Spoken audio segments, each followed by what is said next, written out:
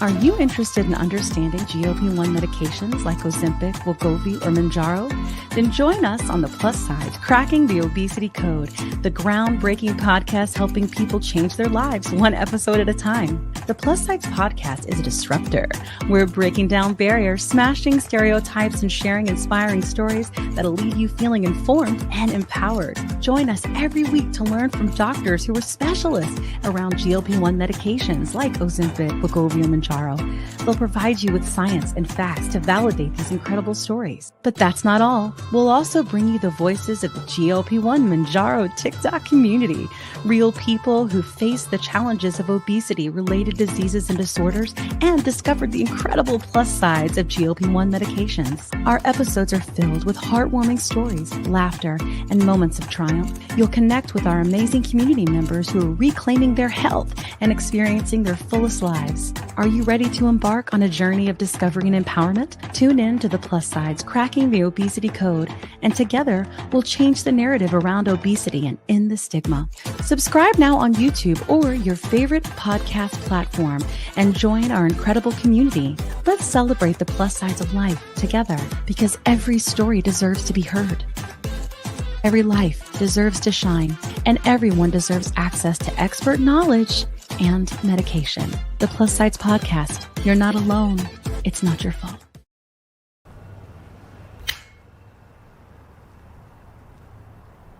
"20 seconds a week to lose 20% of your weight in a year with diet and exercise." That's the power of GLP-1s through Ro.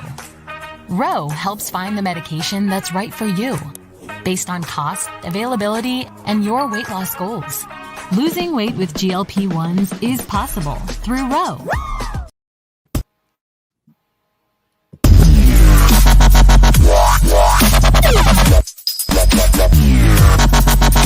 I'm Dave Knapp, ManOnMounjaro. That's why I'm here.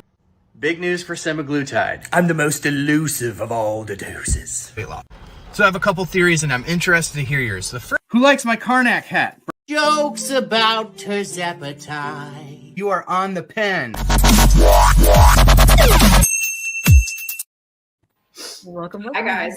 to the Plus Sides podcast. What a great intro to have Dave. We're on the Right? Oh God, we lost him. I know. We've already lost him. We didn't lose him. We have his screen. Sensitive. Oh, there's Dave. There he is. My bumper blew out my eardrums, Oh, and it reminded me I should get my ear pods. There you go. And Dave, I do want to let you know I like the Karnak hat. Yeah. I've heard good. that. I've heard that intro so often, and you ask who likes the Karnak hat, and I just needed you to know I love the Karnak hat. You're like me. I like the Karnak hat. Me, yeah. I'm waving. I Yeah, like and you the, never respond to me. It's hurtful. You should get one, John. I'm sorry. Yeah. Lo siento, señor bear. Well, hey everybody. Should we put on our nobody's names are showing? You think that's okay? Oh, really? My name is. I feel like we should show our names. Oh, I need to change it in settings. Yeah. I'm gonna do that. Go back to Because guests. we'll do that thing. That Right. And we did not win, which is shocking. Listen. Listen. All right, I'll put them on in just a second, but let me tell you what's going on. So, hey, friends that are joining. I know everybody will kind of start trickling in, and that's cool. It looks like we have a new member. Hey, Jean. Hey. How are you? Welcome. Thanks for being a member. Hi, That's Jean. awesome. So, for those who are new, and you may be new, or you may be coming over from the audio platform, because our audio is way bigger than our YouTube.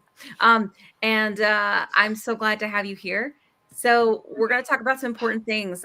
Before we get started, there is some breaking news that my bestie news guy just wrote, and science guy just wrote, and I want him to tell us, because I do think it's going to set the stage for this conversation tonight. Yeah. Dave, tell us what's going on. Okay. First of all, can you hear me okay? Yeah. Yeah. Okay, good. Yeah. The ear pods, because I know sometimes with StreamYard when I have a guest join, and I got really loud speakers, the feedbacks. Yeah. Want to make sure. Yeah. So breaking news. Literally in the last half an hour, this story is broken. It's already going viral, of course. Yeah. The news that we've all been following very closely at OnThePen. That would be kind of set the stage last week. There was an email that was circling around on Reddit.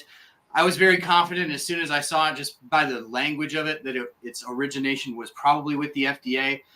It had some language that was unintentionally left in the email. Now, I should say that the FDA had plenty of times to refute that this was their letter. They did not. So, of course, we brought that news to you on OnThePen right away, sensing that this probably meant October would be the end of the road for the tirzepatide shortage. Whatever you think of that is really irrelevant because we can't control it, right? And so, of course, today the news broke. Madison over at Bloomberg broke the news that it was indeed removed from the master shortage list. So you can go to FDA shortages, just do a Google search, type in tirzepatide. Once you get there, it'll pull up and it shows them all as being resolved with a really informative note on each dose about how shortages work and how just because you can't get your medicine doesn't mean that it's a shortage. And their point in educating people on that is well taken. Just because a pharmacy does not have your dose does not indicate that the medication is in shortage. But here's where I think the story is really cute. We have heard from many people who are using Lilly Direct, which gets rid of the pharmacy middleman, right? Lilly Direct. It's in the name. That people can't get their 10 milligram dose, and they don't even have an ETA on it. So how that's the case? I'm throwing the BS flag on it for sure.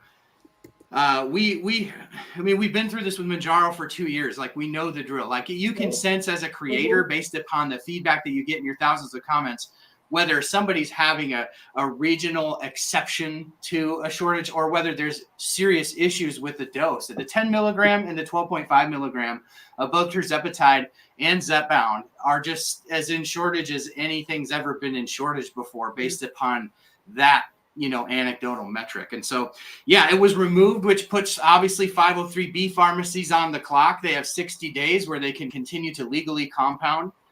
503A pharmacies, I misspoke in my video. I said 503B twice, but 503A pharmacies, I had to record the thing 4 times because TikTok kept blowing my audio out. Mm-hmm. But the 503A pharmacies will be able to continue to compound medicines as they always have been. What I think the issue that people are missing is, are doctors really going to want to mass prescribe tirzepatide plus B12, right? Because they have to make a medical case for it. And I'm sure that Eli Lilly is hot and heavy on making sure that those prescriptions are medically necessary, whether that's their business or not. We know that they've already been aggressively coming after, even during the shortage, coming after folks who were prescribing compounded tirzepatide. And so it's just begun, right? I mean, the fun has just begun. Of course, this is something that we're going to continue to cover super closely at OnThePen. Because this affects people, and we always want to be at the forefront of bringing information to people that they can act on. If you knew this was coming because you watched OnThePen, hopefully you've already been talking to your doctor about what those other options are, whether it's semaglutide or liraglutide, or whether it's, some places offering even multiple months. I don't want to get into all that, but there have been options, and we've been warning that this is coming. Now, again, I will reiterate, and then I'll kick it back to you, Kim, but I'll reiterate that this isn't like the faucet's been turned off. That's not what's happening here. What's happening is it's going weak, and the drip is going from a steady stream to a slower trickle. And I think that's what we see. I don't think it will ever be completely turned off. But what the point that I've been trying to warn people on for the last, honestly, since things got fishy with once Lilly just said, they're all out of shortage. At that point, I was like, yeah, okay. You can kind of see what they're gearing up for here, right? It's a self-reporting tool. They have really no obligation to break the honor system, and we know that they've telegraphed through their actions that they really are going to go hard after compounds. And so we just want to bring good information to people and for people to be able to make decisions. And unfortunately, this was the news today, and we'll have to see. But again, it'll be a slow turn. And I think ultimately, hopefully this stuff ends up being litigated. And thankfully, that is a lengthy process in that country. So what happens in the process will be very interesting to see. I'm sure we'll see more cease and desist letters. It's a content creator's dream and a somebody who's relying on the medication's nightmare. Which is everyone. And obviously, yeah. And I don't, which is a lot of people. And I don't relish the fact that this is the news, but I always say to my folks at OnThePen is we have to deal in reality, right? Yeah. We have to deal in reality. And the reality is that compounded medications have always been a backstop. You know, there's never been compound medications mass marketed and mass produced the way that GLP-1s have. So we have literally been in the wild, wild west. Yeah. Linda, we just posted it. Dave was just saying that Madison from Bloomberg just broke it, that the tirzepatide shortage has been declared by the FDA as no longer in shortage, which puts the clock, the time clock ticking on 503B pharmacies, right, Dave? So to make sure. Right. The 503B. Yep. Yeah. Yep. The 503B pharmacies have a legal loophole. It's not even a legal loophole. It's somewhere between a loophole and a mandate. They have the legal authority during a FDA declared shortage to mass produce a copy of a branded medication without the need to hold a prescription, right? They can just mass produce it to provide it to 503As, to provide it to hospitals, whomever, medical outfits. Once it's off shortage, they have to stop making that copy within 60 days before they start facing the long arm of the law, so to speak, which would be the FDA. Yeah. But I think even before the FDA, I think immediately, like these things are going out in the mail as we speak from Eli Lilly to 503B pharmacies saying cease and desist. Right. So while the law gives them the next 60 days, we already know that cease and desists have been flying for prior to this to prescribers and 503 or prescribers and med spas. Yeah. Linda, that is a great question. I think that's one of the things we're hoping to talk about tonight. So this all happened right before, like literally right before we were about to go live, that this news broke. And, you know, I think it kind of sets the stage about what we're going to talk about. So last week, there was a hearing in DC that Bear and I went to, the Plus SIdez went to. And specifically, Bernie Sanders had the CEO of Novo Nordisk and the Senate committee, the HELP committee, grilled the CEO. We're going to look at lots of clips of that tonight because we think people need to understand why the medication costs what it costs and maybe how we can change that and what our leaders are thinking. And a lot of people aren't going to sit down and sit, as you know, to attend a 2.5 hour Senate committee hearing, you know. So we wanted to break things down in clip and give the community an opportunity, you know, to share their voice. Dave and I have a lot of opportunities to talk with media and different things like that. And I think that it's important that we understand, you know, the voice of the community. And so that is why I asked him to be here. It's why I asked you all to come. It's why I've tried to put videos out everywhere, but y'all know I'm suppressed as hell on TikTok. So, you know, I try. But that's why. Yeah, exactly. So we want to talk about like the prices of these things, right? And I think ultimately, if we want to get them down, we're going to need legislation because it is going to come down to not just the list price, but also the pharmacy benefit managers, which we know has been going on for at least a year that they've been trying to get that price. So that's what we want to talk about today. And we want to tell you about the trip and how it went and, you know, what Bear and I perceived from the things that we saw. And we also want to share with you things that we did share with media that did make it and didn't make it in and why, so that you're aware of those things and hear from you. Like the goal is for us to tell you what happened and then for you to share your voice with us. Okay. So before we get started, you might have anything still to say? Yeah, I got something to say real quick. Everybody, I pulled all of the clips that you're getting ready to watch. I'm really hoping, you know, to provide a lot of insight and a lot of education in regards to what's going on, why we pay what we pay in the United States, you know, what the CEO laws said in regards to a lot of these questions.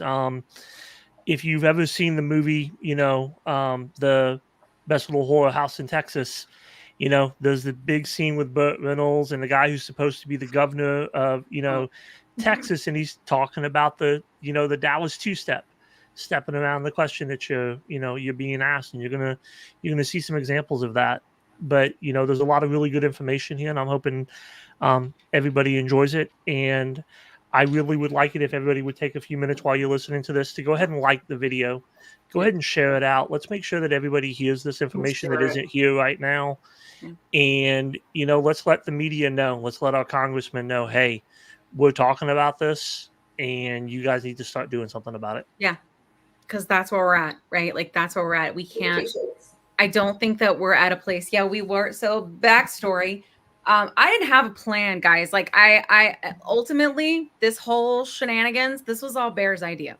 He was like, we need to be there. We talked about it when Dave was on a show a while ago, on a live a while ago with us. Bear was like, we need to be in DC. And I was like, well, what do we do? Like, wear signs or like take signs? He goes, nah, we'll make shirts. I was like, what do we say on the shirts? He goes, make GLP-1s affordable. So we did. And I went to a shirt shop and I got them made up, and I got a little QR code on the back so that people could scan it and go to the Plus SIdez website. And all we did was show up, behave ourselves, and like, we didn't, protest or anything. Because the committee hearing was open, and we just made ourselves available. And we ended up, just by advocating, just showing up, guys, and knowing what we were talking about, we were able to, basically, I don't know how to say it without saying ridiculous, but like, we got on national, publications. We got on GMA. We got a spot that's actually streaming on Hulu right now. That's ABC News that we're going to play, where we were featured. The podcast was featured. They used our story to make it human, right? To make this human. And that was huge for us because the podcast has been blowing up. And why do we want that? Because we want more people, right? We want more people to be able to know that they're not alone and know that it's not fault. And also, like, more voices equals good. And this is how we come together. And just showing up with shirts and having that happen has been this ripple effect to help more people. And we have to do that together. We can't just always and that's what Barry even said that to me. He's like, you can't just always make TikToks and think that you're going to make change happen. We've got to do other things. And this was our first other thing. And so we want to share with you what the news shared, because they have I always say, guys, like, the difference between like what Dave and I do and the news does, and like when it comes to a YouTube channel, is this is long form content. We're in control, right? We don't have bosses that say we can or cannot say certain things, right? So we can expand on things. We can have a conversation about things. And that's what we want to do. So I'm going to play, if Bear will be the maestro, we're going to play the spot. So you can kind of see how the media put this story together. And then we're going to play some clips from the hearing so that you can hear what very important people had to say in terms of, and when I say very important people, I mean people that are making the decisions, guys, on how much our medicine cost, right? Yeah. And that is important because if they're going to end shortages and we're going to have an issue possibly with compound, it's like we've got to find another way to fight. We can't just take it from one angle. We've got to know what's going on and why so that we can find a way together as a community. So, Bear, could you show us the spot? So you never emailed me the spot? I sent it to you in the private chat. Oh, guys. Your screen. and Linda, just so you know, we are working on getting the shirts available. Yes. They're cute, right? That is something that we are working on. We actually had people at the building go, can I buy one of your shirts? Like, people that work there. And we were like, sure. And I was like, shit, I got to figure out that. But that's literally it, guys. Like, we showed up with shirts, made ourselves available, advocated, and got on national television. You can do it too. We can all do it. It was a long drive, but it was worth it. Yep. All right, people, here we go. I'm going to show our spot. All right, this is from ABC Nightline, just so we know in terms of source accreditation. Yes, NBC Nightline. All right. ABC. Sorry about that. I'm just a dumb hillbilly. You're not. Stop.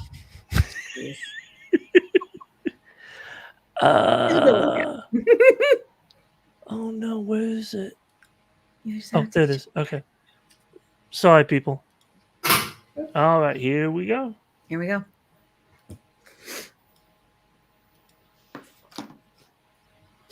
more. We can't hear it. We can't hear it, John. You can't hear it, John. Can't hear it? I got the sound turned on. I see your little air. Like, go to the At the bottom there, volume up? John, where it shows the video at the bottom, is there like a little sound button on that? Hi, Will. Yeah, it's not turned off. The sound is Thank on. you for joining, everybody. Gotta love live technical issues. It's okay. I can try. Real life. Yeah, you try, babe. Real time. Sorry about that, everybody. Tis okay. Hang tight. We got it. We got it coming. Yeah, because I've got the sound coming through on my end. Okay. I wonder if it's a restriction. Could be. Can you guys hear mine? I think it's. I have a Can you hear it file on faintly my in the background? computer. Didn't I? Oh, I sent you. Hold on a second. I have it on my computer. Let me double. You have it downloaded? I have it on mine too because I sent it. Hold on a second. Yes, here we go.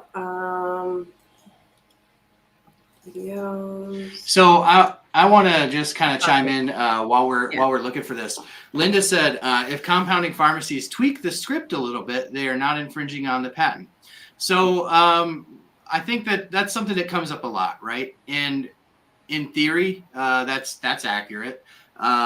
But in reality, that's not actually why they're allowed to do it. It's not like, hey, you changed it, so now it's legal. It's actually the reason compounding pharmacies can sell a version of a branded medication with a different formulation is because a doctor prescribes it because it's medically necessary. And that's where, Can you hear it? that's where it comes in. Oh, we can. Focus less You on can? what are we going to eat and what are we Can going you to hear? consume. Yeah. And more about what are we going to go do. Kim and John Carlos are among thousands of Americans who credit Ozempic with changing their lives. They've lost a combined 170 pounds to date, but it comes at a cost, a very high one. In their case, a large insurance premium. We did a buy plan where we pay a lot of money for our insurance. And so what's been an issue for us is getting coverage pulled. That's why the couple drove more than 10 hours to the nation's capital this week to hear the CEO of Novo Nordisk, the Danish company behind weight loss drugs Ozempic and Wegovy, get grilled over the drug's high price tag. Nobody here is asking Novo Nordisk to provide charity to the American people. Treat the American people the same way that you treat people all over the world. Stop ripping us off. Every company deserves to make money. But at some point in time, you have to stop and you have to think what is reasonable and what makes sense. Kim and John find themselves in an all too familiar scenario, needing the life-changing prescription for Ozempic, but on a roller coaster ride, figuring out how to pay for it. Oh! It's the drug that's taken America by storm, Ozempic. Just one of a class of drugs that also includes Mounjaro, originally meant to treat people with chronic conditions like type 2 diabetes, now used for weight loss and obesity. There's cardiovascular benefits for patients. We see benefits with semaglutide in patients who have chronic kidney disease, in fatty liver disease. The drugs have created a buzz on social media. I am down a total of 122 pounds. Total weight loss is 17 pounds in 16 weeks. And in Hollywood, celebrities sounding off like Kelly Osbourne, People hate on it because they want to do it. Amy Schumer. I know everybody lying. Everyone's like, a smaller portion. Like, shut the up. You're on Ozempic. But many users like Kim and John need to either fight to get the medication covered by insurance or risk paying massive out-of-pocket costs. Since 2018, Novo Nordisk has made nearly $50 billion in sales off of these two drugs. As it stands, Wegovy's list price is $1,349 per month. The very same drug, just $265 a month in Canada and $92 a month in the United Kingdom. But this week on Capitol Hill, the CEO told senators it's a lot more complicated than that. 80% of all Americans with insurance have access to these medicines at $25 or less for a month's supply. So it's a price point at the pharmacy counter we have to talk about. We don't decide the price for patients. That's set by the insurance companies. Pharmacy benefit managers, the PBMs, are really the middleman, and they're basically driving some of the costs because they also want to get a profit from the medication as well. Senator Bernie Sanders led the hearing. Do you see any momentum for bipartisan legislation on this? Absolutely. And we are making progress. And pointed to just how many people could be impacted by the ability to get this medication. Hundreds of thousands of people in this country who desperately need this product will not be able to afford it. Those costs aren't regulated in the U.S. like they are in other countries, where the government typically negotiates a drug's price. Anything that can help patients get access, I'm supportive of. After the hearing, Novo Nordisk CEO wouldn't commit to lowering prices. Do you have any plans to lower the price of these drugs in the United States? But the company did release a statement saying, in part, unfortunately, the reality is that even when we reduce prices, as we have with both Ozempic and Wegovy, patients in the U.S. are left paying a price that does not reflect the reductions. I felt like the language of our senators was very much centered around understanding that obesity is a disease. In terms of the CEO, I felt like his answers oddly were pretty forthcoming. Kim has been on multiple medications over the past 2 years due to insurance requirements, but says she's had the most success on Ozempic. So it wasn't just like my body was healing, my mind was healing, my everything. It just changed everything for me. She started a podcast called Plus SIdez. Hey, Rosie. Hi, everybody. Welcome to our little scrappy podcast. To teach others about the benefits of these types of medications and share how their lives have changed. You know, this is a miracle drug in the ability that it helps us not want to eat. It helps us recognize that we're full because that's how it's designed to do it. Years ago, we went to Disney World and we were in so much pain. Our feet, our joints, our inflammation, everything was hurting so much. So we couldn't even enjoy the experience. But then this year, when we went to Florida, we went and swam with dolphins. I love that. I'm just trying to share my journey. 32-year-old Caitlin Wade from Utah has also experienced the ups and downs of trying to get the weight loss medications at an affordable price. We first met her 2 years ago when she was just beginning her weight loss journey.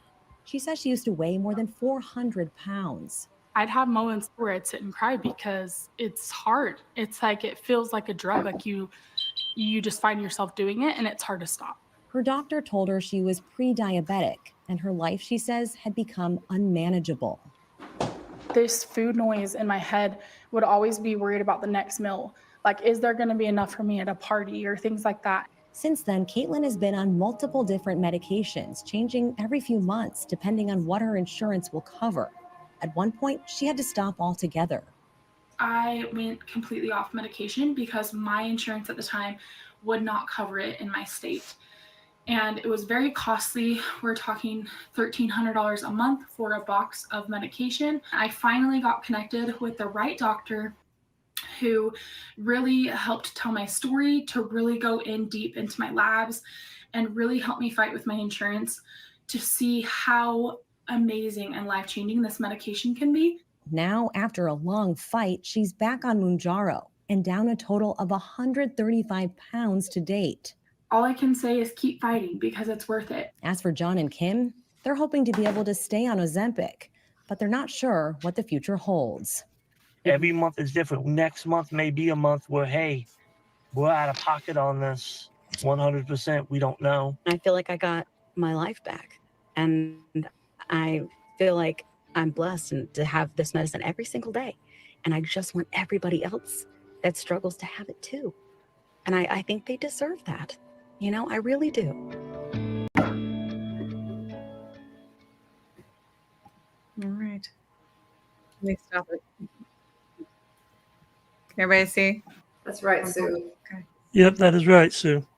So I thought it was, for the most part, very high level portrayal of the things that we said. And we talked to them they sent us a message when we were driving back. And it, like, we were trying to beat the hurricane home. And we pulled over on the side of the road. We found a Starbucks with a Wi-Fi and we did it in the car. And that's why it looks like the way it looks. And we just told them, you know, what we said. Oh, by far not. But the fact that they mentioned the podcast was that's what I cared about. That's fantastic. Yeah. Like, because then people know there's a place to go where they can learn and they can find community, and they can find Dave, and they can find, you know, the TikTok community, and they can find IG community, and all the and they can find all these doctors that we bring on here and get education. And so that was huge for us, because we've had a really difficult time getting any media to want to say anything about or anything positive other than just like the normal sort of like regular things. You know what I mean? Like, I was this big, and I lost this much, and before and afters, and like, as opposed to, hey, look, we're trying to actually do something different here, you know? And so it was a big deal. It was a big deal. I was upset when we first saw it. You were? Yeah, I was, because they referred to it as a weight loss drug. Oh, they always do. And I don't normally get caught up on that, because you know, I get it. You know, it is what it is. You know, it's what's mainstream. But it bothered me this time because we just sat through a 2-hour committee hearing with the woman who was on who we were listening to talk. She was in that meeting the whole 2 hours. I remember seeing her and looking at her. Yeah. And she heard them talk about how this isn't a weight loss drug. Yeah. How it's a drug for obesity. And it's a drug for type 2 diabetes. And it's a drug that helps with blood pressure. And it's a drug that has potential to help with Alzheimer's and all these other diseases that are out there. So it's so much more than that. So for the first time, like, that statement really bothered me, because it's more than that, and it's really downgrading to just degrading. call it that. Yeah, I know. And like, I get upset about it all the time, but ultimately it's just like when we were doing the documentary and we were filming, you know, Atlantic Station. Nobody had any idea when I would say GLP-1s, when I would say obesity, when I was like, Yes, what do Linda. you think about people taking Ozempic? Like that was what they understood. Right. So the general knowledge is just so low, and this is aiming towards the lowest knowledge. You know what I'm saying? So that's why I'm learning more about that. Like, that's why the headlines will say Ozempic. Like, that's even why I've changed some of our titles to say things like that, because I know that will pull people in, because that's their level of knowledge. So I kind of understand, you know. Hi, Anna. Thank goodness for you guys, your community. Oh, yes. It was cool. Man, I really wanted to meet Bernie. I reached out to his press and everything. I got nothing. and I got to tell you, Anna, this was one of the first times that, like, listening to Bernie talk and like seeing him talk in person, like not over like a channel or something. Yeah. I really got the intensity of his feeling for everything. Yeah. And I really got to see firsthand, and it was really cool to do it, not just from him, but from like all the senators that were there. It was nice to get the feeling of the intensity that they care, and also to see that they're talking about something that matters to them and not just their constituency. You know, like I watch a lot of hearings and stuff because I pay attention to that stuff, and I don't normally feel that in 90% of what I listen to. But being there in person on the 24th, it was amazing to get that feeling. And it really gave me a lot of respect for Bernie. It gave me a lot of respect for Romney. A lot of those people that were up there, because they actually showed that they cared, and they showed that they did some research. Yeah. That they weren't just there to grill this guy and say, hey, why are you doing this evil thing? It was, hey, this actually matters. Do you know what one of my big realizations was, Bear? And I think I may have told you at the time, when Bernie was doing his opening statement, and we are going to play it because it's good shit. Man, when he was doing his opening statement, I thought to myself, damn, Bernie is so good at bringing in the hooks. He's totally a content creator. Like, you know what I'm saying? I was like, oh, I recognize that hook. Like, corporate greed, and the way that he said it, and like all the different stuff that, like, as we went through and he was getting grilled, he wasn't ever saying, you're greedy, it's greedy. No, he's very eloquently, like he very like organized and respectful. There's just a lot of intensity. It was. There's also something that I noticed. This is not on Bernie, but I wanted to mention this. I was actually cheering Lars on. I call him Lars. Lars handled himself Lars. very well. I just love that name. Anyway, and I cannot recall the politician that was speaking about, like, there are these diet programs, there's these coaching programs. Yeah. Can we help these people with just coaching and their mental health and their exercise? And Lars said, pump the brakes. Yeah. Let's be careful on this. You're kind of describing this as it being a lifestyle choice, and that's not what it is. He did. Yeah. I was like, yeah, Lars. Yes. I think it's we need to play the clip. Yeah. Like, as much as I didn't like all of his responses, because I really felt he was dancing around a lot. Of course. Like, I loved how forthright he was with what he said, though. Like, he danced around directly answering, but the information that he provided was so insightful, in my opinion, and so on cue with what's going on within the insurance and the pharmaceutical industry within our country. I don't know how Dave felt listening to it, but like, for did you have me, like an overall takeaway, Dave, from it? Yeah. Well, did you have that clip? Because I think we have all the clips. Yeah. John, well, I don't have the clip that Kat's talking about. You don't, but I have a bunch of others. I don't have specifically what Kat was talking about. Yeah. Well, let's just go through and play the clips. Let's just go through. We'll play them and then we'll talk about it. The first one's long. If you've already seen the intro and you don't want to watch it, go to the bathroom, get a drink. but don't because this is an amazing clip. I know. I thought Bernie did such a good job. It was such and I spent a lot of time pulling this stuff. I want you people to realize some that. People streamed it with Dave and watched it live. I streamed it with Dave. Dave, did you watch it live? Oh, I didn't know Dave did it live. So, and on the pen, we did the entire C-SPAN feed. We watched it together. That's what I was watching. It was great. Oh, sweet! I did not know that. And then Kat's got a recording of John's big head walking by. Did you catch it, Dave? At the very end, I saw your video. I caught it only because I saw your video. Yeah, it was great. I didn't even realize. Like, I knew the camera was behind me, y'all, but I did not even realize, like, when I stood up, that I was going to be directly in front of it. I was like, dang. I'm like, oh my gosh, it's so you're gonna play the whole clip. And I don't know how long that is, but I only have an hour and we're at about like 40 minutes. Yeah. So I'll just circle back to your question, Kim, real quick, because you're like, what was your overall take? I kind of echo what everybody said, right? I think you really could tell, to Bear's point, that there were some senators in there who were really well versed from both sides of the aisle. And so when Bernie, in his interview that was played in your clip there, when he said, I think we have bipartisan agreement, I was encouraged by that. What I'm discouraged by is the fact that they get it and they're not doing a dang thing about it. They've had PBM reform sitting, because that was really the whole undertone was like, basically explaining, like, why is this drug 10 times what it cost in Europe? Ooh, and it all comes back to the list price. Just like him, Dave. Yeah, that was good. I'm gonna do an entire Bernie episode at some point. Yeah. Or maybe I should just do a on the pen thing where I just am Bernie in character. I love it. I want to be on that episode, Dave. Yeah, and then we can do Karnak too for you. Yes. But the whole thing really came down to the list prices are the way they are in the United States because of the system that exists here.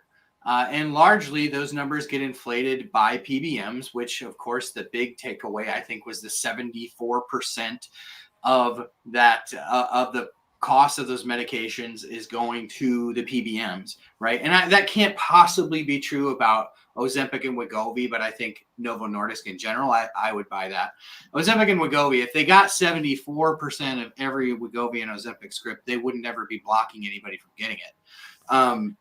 But my point is, I think the PBM reform has been there. There's no appetite to fix it because the PBMs and big fill in the blank has way too much control of people in government. And so it just doesn't happen. It's like everybody can sit there because, and I think like most people can, we've even heard the PBMs have, because people are like, when are the PBMs going to get up there? When's there? Well, they actually did like a couple of months ago, had the CEOs of the major PBMs up there, and they lied through their teeth. And, you know, some of them should be in jail for the things that they said and got away with.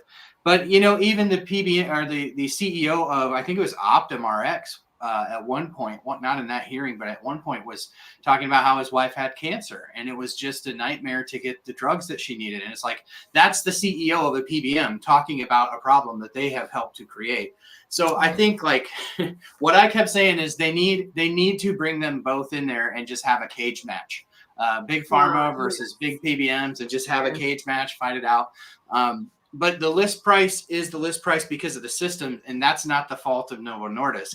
And I really liked, I think my favorite point, I can't remember the senator, but he's like, we have our sights on the wrong enemy here. Novo Nordisk is not the enemy here. They have innovated a drug that is changing people's lives, right? So how do you level the playing field for Americans, you know, who really, like the CEO said, 80% of people who are on Ozempic and Wegovy are paying $25 a month.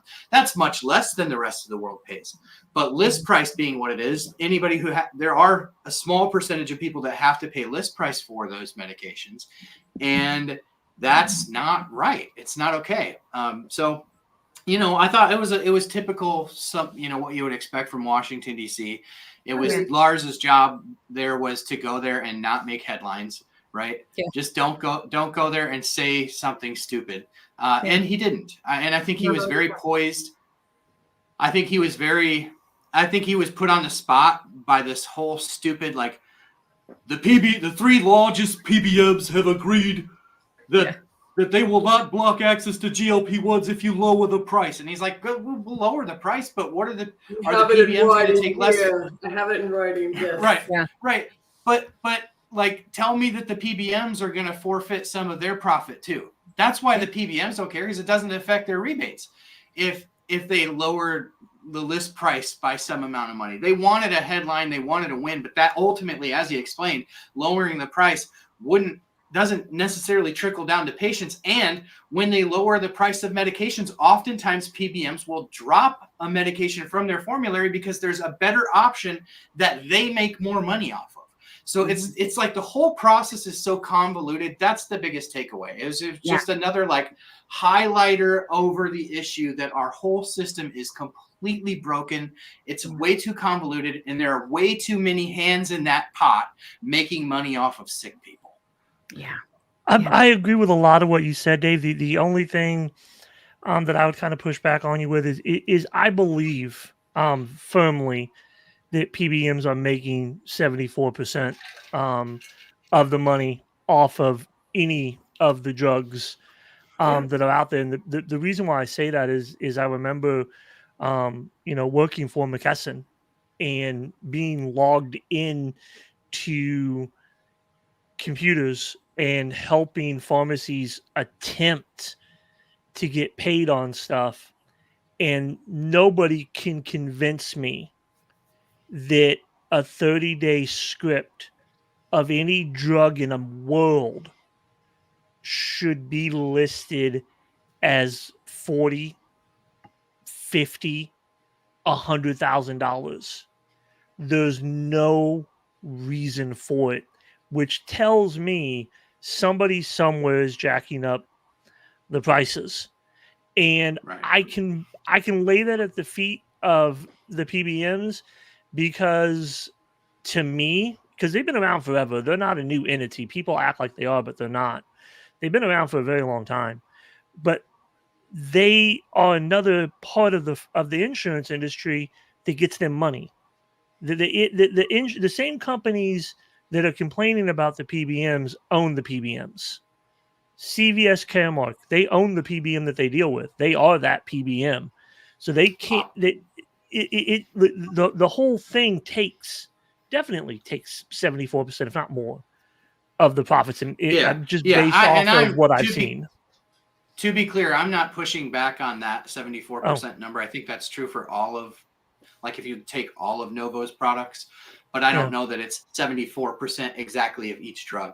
I would imagine some are larger here and some are there. And so I don't know what those numbers are. I think that was probably clever gamesmanship on his part, because again, if they were getting 74% of a Wegovy script, why wouldn't the PBM cover it? Because that's huge revenue to them, right? But I don't know. I mean, I don't pretend to know all that, but I do know that 74% of all of their drugs, it doesn't matter if it's a GLP-1, if it's insulin, or whatever else Novo Nordisk make, that medicine is going to sick people, and nobody should profit off of that by basically just being a giant gatekeeper for medication. And the PBMs are, in my estimation, one of the most evil-handed elements in our medical system, because they exist only to make profit off of sick people. That's their only point, and to block access to potentially better treatment for things, diseases that people have. Like I don't know how they sleep at night. I really don't know how they sleep at night. And I have an anecdote that I have shared before with on a phone call when I was trying to switch from Mounjaro to Ozempic. They're like, well, we just want to make sure you're on the best medication for what you have. And I was like, that's my doctor's job. That is not the job of a PBM. You're not a doctor. You're a telemarketer. That's like how do you get to, and then she's like, I'm going to level with you, sir. She goes, I had to tell an 80-year-old woman today that we're denying her cancer treatment. That's where we're at. And she's like, I'm not supposed to say that, but and it was a really poignant moment for me, because it was at that moment that I realized this PBM system is something that I need to understand better and get my head around. And the more I've learned about it, the more I realize that it is just, I mean, I don't throw the term evil around loosely, but when you're denying cancer medication to sick, like the 80-year-old woman's bad enough, but they're doing it to kids too. And they're anywhere that they can save a buck. I mean, I've met people along the way just because of the content that I create. A gal named Loretta, I think Bossing is her name, huge advocate for PBM reform, because the PBM forced her child, who had I believe it was a liver transplant, but it was a major organ transplant. And he required life-saving refrigerated medication that was time temperature abused on the way to him, and it almost killed him. And she was required to get it mail ordered, because that's what the PBM required. They go, because again, they get 74% of that medication, so you're going to buy it from our pharmacy. And it's destroying small town pharmacies. If you want PBM reform, not just because your medication's expensive, but the untold story is every single day, small mom and pop corner pharmacies that you go to, that you have relationship with, that have helped you on your medication journey, that are part of your medical care team, they're going away. They're going away, and they're going away fast, because not only are the PBMs taking a huge chunk, but they're also not even giving the full cost of the medication back to the pharmacies because of these deals that they have with them to carry their insurance. And so, I know even at our local pharmacy that I love and use here, they lose $25 every time I fill a GLP-1. Jeez. Every time I fill a GLP-1, it's wrong. And we need to have PBM reform, but that's where I get really skeptical about it. It's like everybody agrees, but when everybody agrees and nothing's happening, it's because there's a conflict. Yeah. And that's really what do you think the conflict is? The conflict, I think, is that I think the PBMs just have way too much power and leverage because of the money that they contribute to political candidates, to political parties, through whatever means, political action committees. That we need to get big corporate money out of our government. I mean, and I get, this gets really political really fast, and I'm not trying to be, but I mean, if you all tell me, right? If Bernie Sanders, who is way over here on the left, and then you have somebody who Mitt Romney, who ran for president as a Republican a few election cycles back, if you've got those two guys going, this system is messed up. Like it seems like the PBMs are the real enemy here, and that's maybe the critique that I have of Sanders and all this is like he wanted Novo Nordisk to go, we'll lower our price, knowing full well that would be a headline, but probably not actually help people. Right. And it did that to me at the cost of really like acknowledging in a serious way. I mean, he did sort of pseudo not acknowledge it, but in a serious way, how badly the PBMs are screwing sick Americans. Yeah. Well, That's I my agree. only critique of this. Yeah. My critique of both, the whole hearing and really laws, is he talks so much about insurance, and I agree that people need insurance. I'm never going to say people don't need insurance; they do. But let's be very, very realistic here, right? The list price is what everybody across the industry is basing crap off of, right? Right. If he dropped that list price from $1,300 to $100, let's say, would he not be on as many formularies? Sure, that's true. However, the number of people in this country that would pay that $100 out of pocket every month to get their medication would more than make up for whatever it is that he thinks he's losing by playing the game with the PBMs. Are the PBMs a problem? Yeah, beyond a reasonable doubt, they are a problem. But at the exact same time, if he lowered that price, he negates PBMs. PBMs. Yeah, well, and that's the what industry- Eli Lilly Direct has done, but essentially Yeah. with the vials. Right. That's why But that they play need to me is so game changing, because they Yeah. basically Lilly with the release of vials. The coolest thing about that is not that they released vials, because we want all the vials. We'd like to see all, and I think ultimately we will. For the record, I think they will. But I think the really awesome play there is that that's exactly what they did. They go, we're just going to forego the PBMs. Forget it. We're going to have a direct cash pay price to offer people who are on Medicare and have no insurance there. And I think like that is potentially the gateway to, seeing these drug companies finally go, you know what, forget it. We're not dealing with their bullcrap anymore. You can just, if you want this drug, you can pay a fair price for it and you can pay it to us. And I think that Eli Lilly has sort of done that as at least a first step in that right direction with the vials, because it's something that really you just don't see that. $500, right, Dave? Well, dose?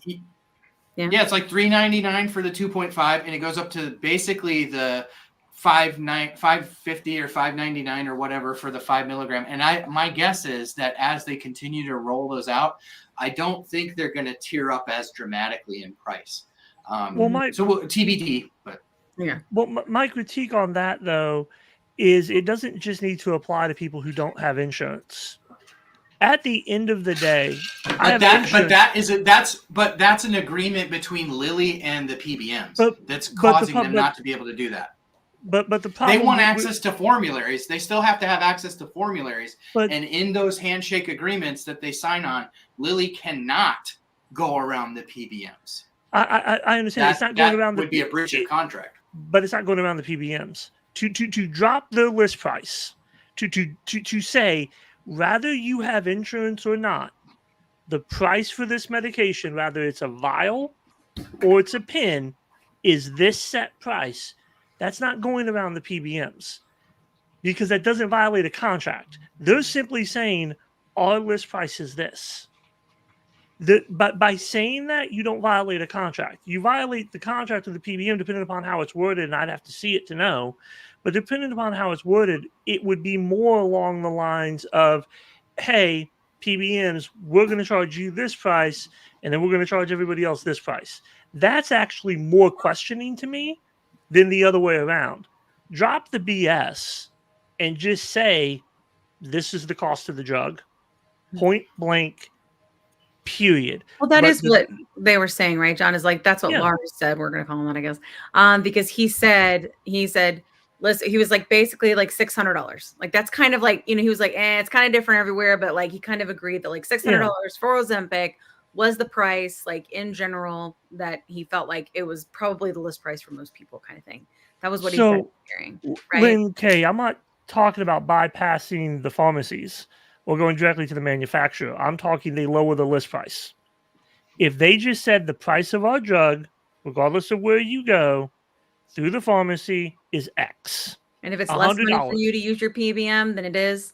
And if Yeah, it's not, then you just buy it. Yeah, That's then you what I buy meant. it. You can't get away from the pharmacy. You can't go directly to the manufacturer all the time. I don't think that that's logical. The manufacturer will eventually have problems. They're not set up to do it that way. But if they just lower the Depending price, on the drug. if they just lower the price, period, that solves all the problems for everything. Like, honestly. Well, Whether it's not a really though, vial- John, because ultimately, even if they lower the price, they still want to make what they want to make. And if the way things work within our system, if they're still wanting to make between $300 and $500, the average American cannot afford $300 to $500 a month for medication. That's a car payment. You know well, what I no, mean? they can't. But that $300 to $500, that's not, like I said in the first thing that they got us on in Good Morning America. That's not realistic. Yeah. $300 to $500. Well, I think- It's not a realistic charge because they've already made that money back, and you can't convince me that they haven't.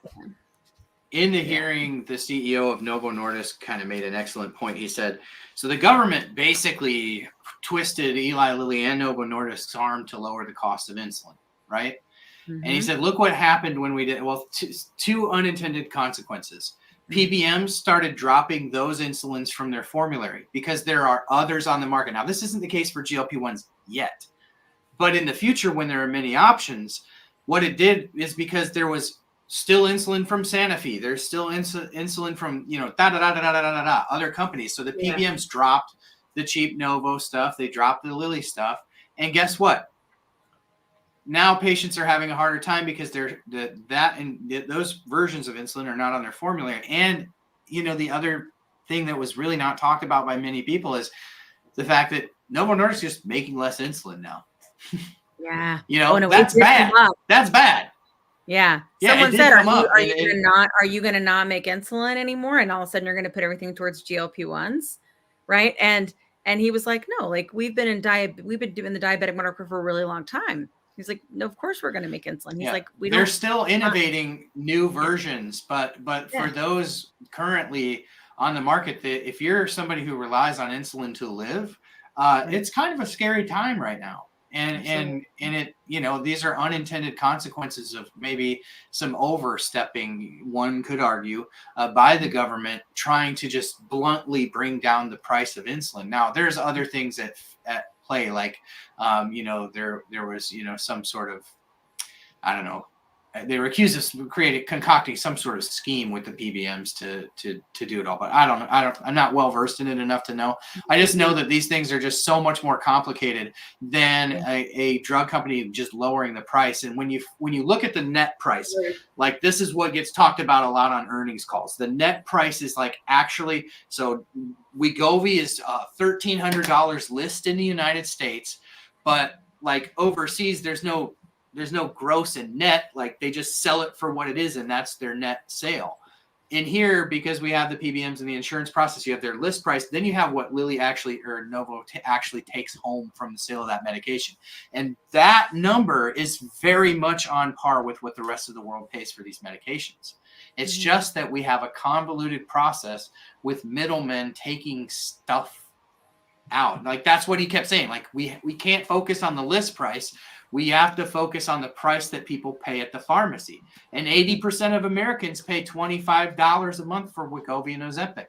But there's enough people that are paying half of the list price or full list price that bring that net price from $25 all the way up to, $300 or $400. I mean, Dave, do you really believe that 85% of people pay $25? I mean, just looking at our community, looking at the people who talk about not being able to access the medication, looking at those things, if we actually drill down the numbers, because I don't think it would be 85%. I think the disingenuous, maybe if you're going to say that there's something disingenuous in that number, it's probably that the GLP-1s for weight loss are jumbled in with the GLP-1s for diabetes, right? I've never paid more than $25 a month for my GLP-1. I know many people in our community only pay $25 a month, but those are by and large diabetes patients. And so Right. I think that, like, if you were going to take umbrage with that, it was 80% of people on. I can't remember whether he said Wegovy or Ozempic, but also remember Wegovy's been on the market now for quite a while, and he's not saying that 85% of Americans pay that. It's 85% or 80% of the people who are that on it. So presumably most of those people are on it because it's on their formulary. Yeah. Right. And so once it gets on the formulary, and that's where all this pricing gets weird, because essentially, you know, like you think of, this is the analogy I like to use, Walmart. PBMs are Walmart. If you want to sell a bottle of pills at Walmart, a supplement, basically they go, all right, we want one company to come in here and sell us a vitamin D supplement. So 10 companies come in, they're like, here's our vitamin D, here's our vitamin D. And they go, all right, great. We want vitamin D for $2 a bottle. And this guy goes, well, my manufacturing's in the United States. Mine is $5. I'm out. And this guy goes, oh, mine cost $4. I'm out. This guy goes, well, you know, we could move some of our manufacturing overseas and pay a little bit less in labor. Like, okay, we can make it for $2. And then they go, you're our guy. And that's basically how the PBMs work in this country, where, you know, they're like, okay, here's the GLP-1 class of diabetes medication. We are looking to make X amount. We have this many patients, and we are looking to make this much money out of those patients every time a GLP-1 script is made. What do you got? And Novo Nordisk says, well, we got Ozempic, and list price is $1,100. You get rebates of 74% or 40% or whatever. And they go, good, that hits us. You're on the formulary. A new medication comes along, and, you know, like you see, like, just sort of like the ebb and flow of how the formularies work. It's ugly. It's an ugly system. It's designed for us. It's designed for the common person to not understand how badly they are being fleeced. Because the other thing is, like, it's not just that PBMs are taking that much money because the list price are so high for these medications. And the rebates aren't always that way. For expensive medications, for novel treatments, these really drive up the cost of plans, of health plans in America. So, you know, like, for example, you might be paying $16,000, $20,000, $25,000 for a family plan. And so, like, you're thinking, like, I'm already paying $25,000 out of my salary just to have a plan. Then I got to pay $500 a month for my medication. It's like, that's where another hidden cost is, because it's like, it's kind of like taxes, you know, it's Social Security, FICA, it all comes out of your check. So you never really feel it. Right. Yeah. And that's kind of how insurance is too, because it's tied to our employment, which I think is another tangent I could definitely go off on. But like the fact that our employment, our insurance is tied to our employment. So when the insurance companies look at adding a new medication to a formulary where they're not going to make as much money off of that medication, they go, we're only going to insure you for the next 3 years. So if you have fewer heart attacks, that's great. I'm going to pay to treat you, but then some other company is going to benefit from your, you know, health down the road. And so everything is so short-sighted in this country, where in a single payer system, like I think is something that Bernie would advocate for, they look at the patient for a lifetime and they go, we better get this 25-year-old who has a BMI of 45 on a GLP-1, or we're going to be paying for dialysis. We're going to be paying for, you know, a heart attack or a stroke, palliative care, you know, whatever it may be. So they're able to look at the lifespan of a person rather than this 3-year window. And that's a huge flaw in our system also. Yeah. Yeah, I agree.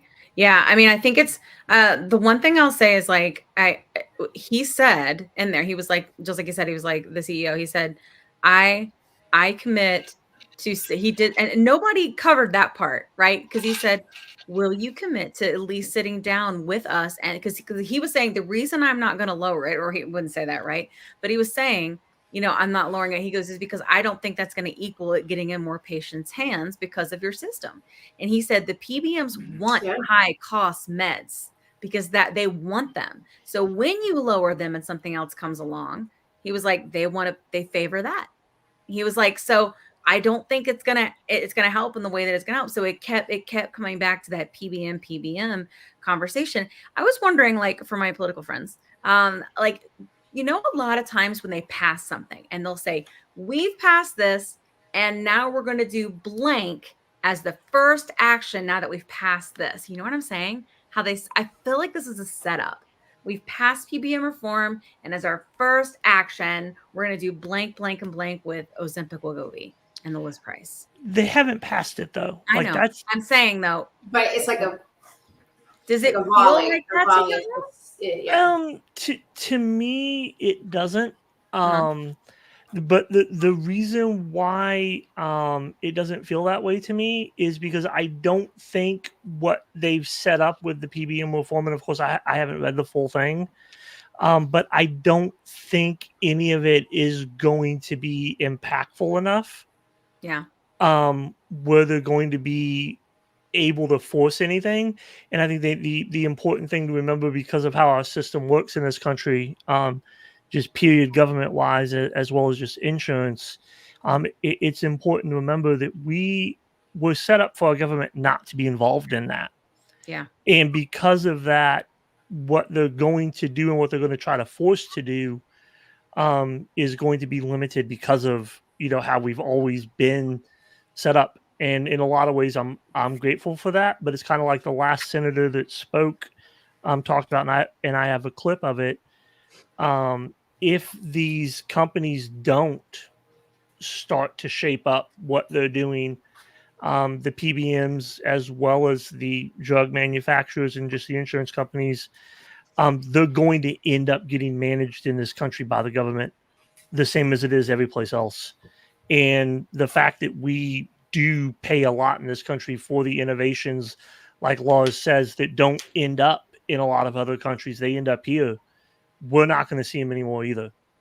So this is a very, very slippery slope that they have put us in, because they can't manage this stuff. I wonder if that was Tim Kaine. I think it was, but I can't remember. Like I said, I have a clip of it, so I can't remember his name off the top of my head. But he's like one of the last ones to talk before Bernie gave his closing statements, and I just really loved how he put that, because it's true. If they don't shape up, they're going to get managed by the government. And I'm not sure whether it was the same guy or whether it was another guy, but kind of dovetailing off that, I think it was the same guy, and he proposed something along with it, like, how do we get the other countries to pay their fair share? And Lars was like, which I think is his name, isn't it? Lars Jorgensen. Yeah, it's like Lars. I'm not Lars Jorgensen. Jorgensen or Jorgensen? Jorgensen. It's Jorgensen. The O has the thingy in it. Lars. Okay. Lars Oh yeah, the little Yeah, that little slash. You're gonna do that. We're so that puts like an accent on it. Stupid Americans. It has a term. I just can't remember the term. I didn't pay attention. Exactly what the fuck would say. But he so he's like, well, the single payer countries negotiate what the price is, similar to the way that the PBMs do. And but the senator was like, you're telling me you have this life-changing drug, and you're telling me if you went to these countries and you're like, no, you got to pay more or we're not selling it here. Don't you think there would be an uprising by the patients in that country going, we want this medication? Well, we don't care if it's a little bit more expensive, get it. Right. Yeah. So I thought that was like kind of like the reason that they don't have to do that is because we haven't made them have to do it. Yeah. Right. And so spread the cost. I mean, that's been the whole thing, my whole thing in this whole argument, even before I learned more. And I only know a sliver of what there is to know on this stuff. But that's where I was like, the bottom line is we have got to stop subsidizing the development of life-changing and life-saving medications that the rest of the world benefits from, while we are, again, I always have to go on this tangent, but it's $500 to fill a grocery cart. It's $500 or $600 to fuel our vehicles every month. I mean, it's no longer like living in the U.S. is no longer like this free ticket to a nice, comfortable middle class living, right? The middle class has been squeezed and squeezed and squeezed in this country. And it's like, And way over here on the other end, you do have a safety net. And way over here on the other end, you have enough to never worry about these conversations. But in the middle, we just continue to get squeezed. And we have to stop subsidizing the rest of the world's medications that they benefit from. And I thought that the senators had some really great points. And I'm hopeful that that we can be loud enough, because I think that's ultimately what it comes down to, right? And I think, to kind of wrap up at least my contribution tonight, because I got to get going, but the one thing that I'll leave everyone with tonight is there is no community. There is no community that is organized the way that the GLP-1 community and I'll just say the broader obesity community is. There's no community that will do more than this community will do, because listen, we've lived our entire lives being marginalized and by society. We lived our entire lives having people look at us like we're less than, and we don't have the motivation, we don't have the stick-to-itiveness, we don't have the discipline, when in reality we've been sharpening those skills our entire lives with no reward, with no benefit and no reward. So not only do we know how to work, and we know how to work regardless of what the outcome might be. So this community is uniquely poised to, like you say, get loud and change things. And I'm really excited for just to be a part of this movement. And I think if we get loud enough on these topics, then it's going to be hard for the people in power to have agreement there, and then the rest of society pushing them, going, do it, do it, do it. And I'm just hopeful that we will see the kind of reform that we need. We have to be hopeful. You know, we have to be hopeful, because that's what we've done so far, right? I always the old quote to Jesse Jackson: "Keep hope alive." Keep hope alive. Yep, keep hope alive. When we were doing the interviews, I said, I just want to let you know. I said, I know this isn't going to make it in. I said, but there is no such thing as fat and lazy. I said, everybody that I've met in this community, I was like, everyone I've met in this community, the stick-to-itiveness, like just the grit that they have, I was like, it's like no other. You treat their disease and all of that comes out. And isn't that the kind of citizens that we want? And I said, I know it won't make it in, but I'm just saying. And she goes, I hope it does make it in.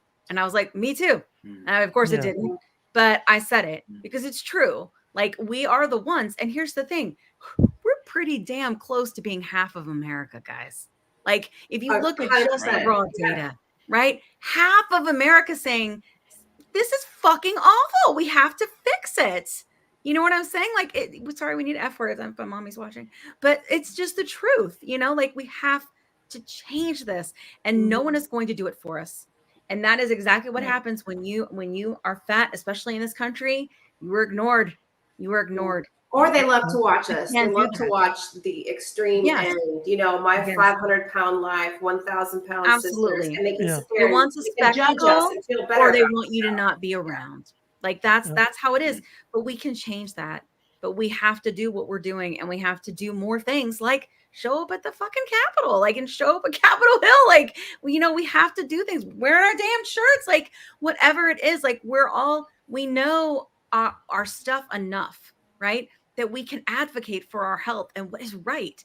And I know that, like, we talk about this from like a moral issue, but let's just talk about it from like a healthy citizen and healthy economy. Like, if you want to talk about bottom line, you know, you want the people that are obese, that are the hardest workers, you want them well. They work hard. That drives things. That makes everyone money. That makes everybody have babies and make more voters. Like, get on board, bitches. Like, figure it out.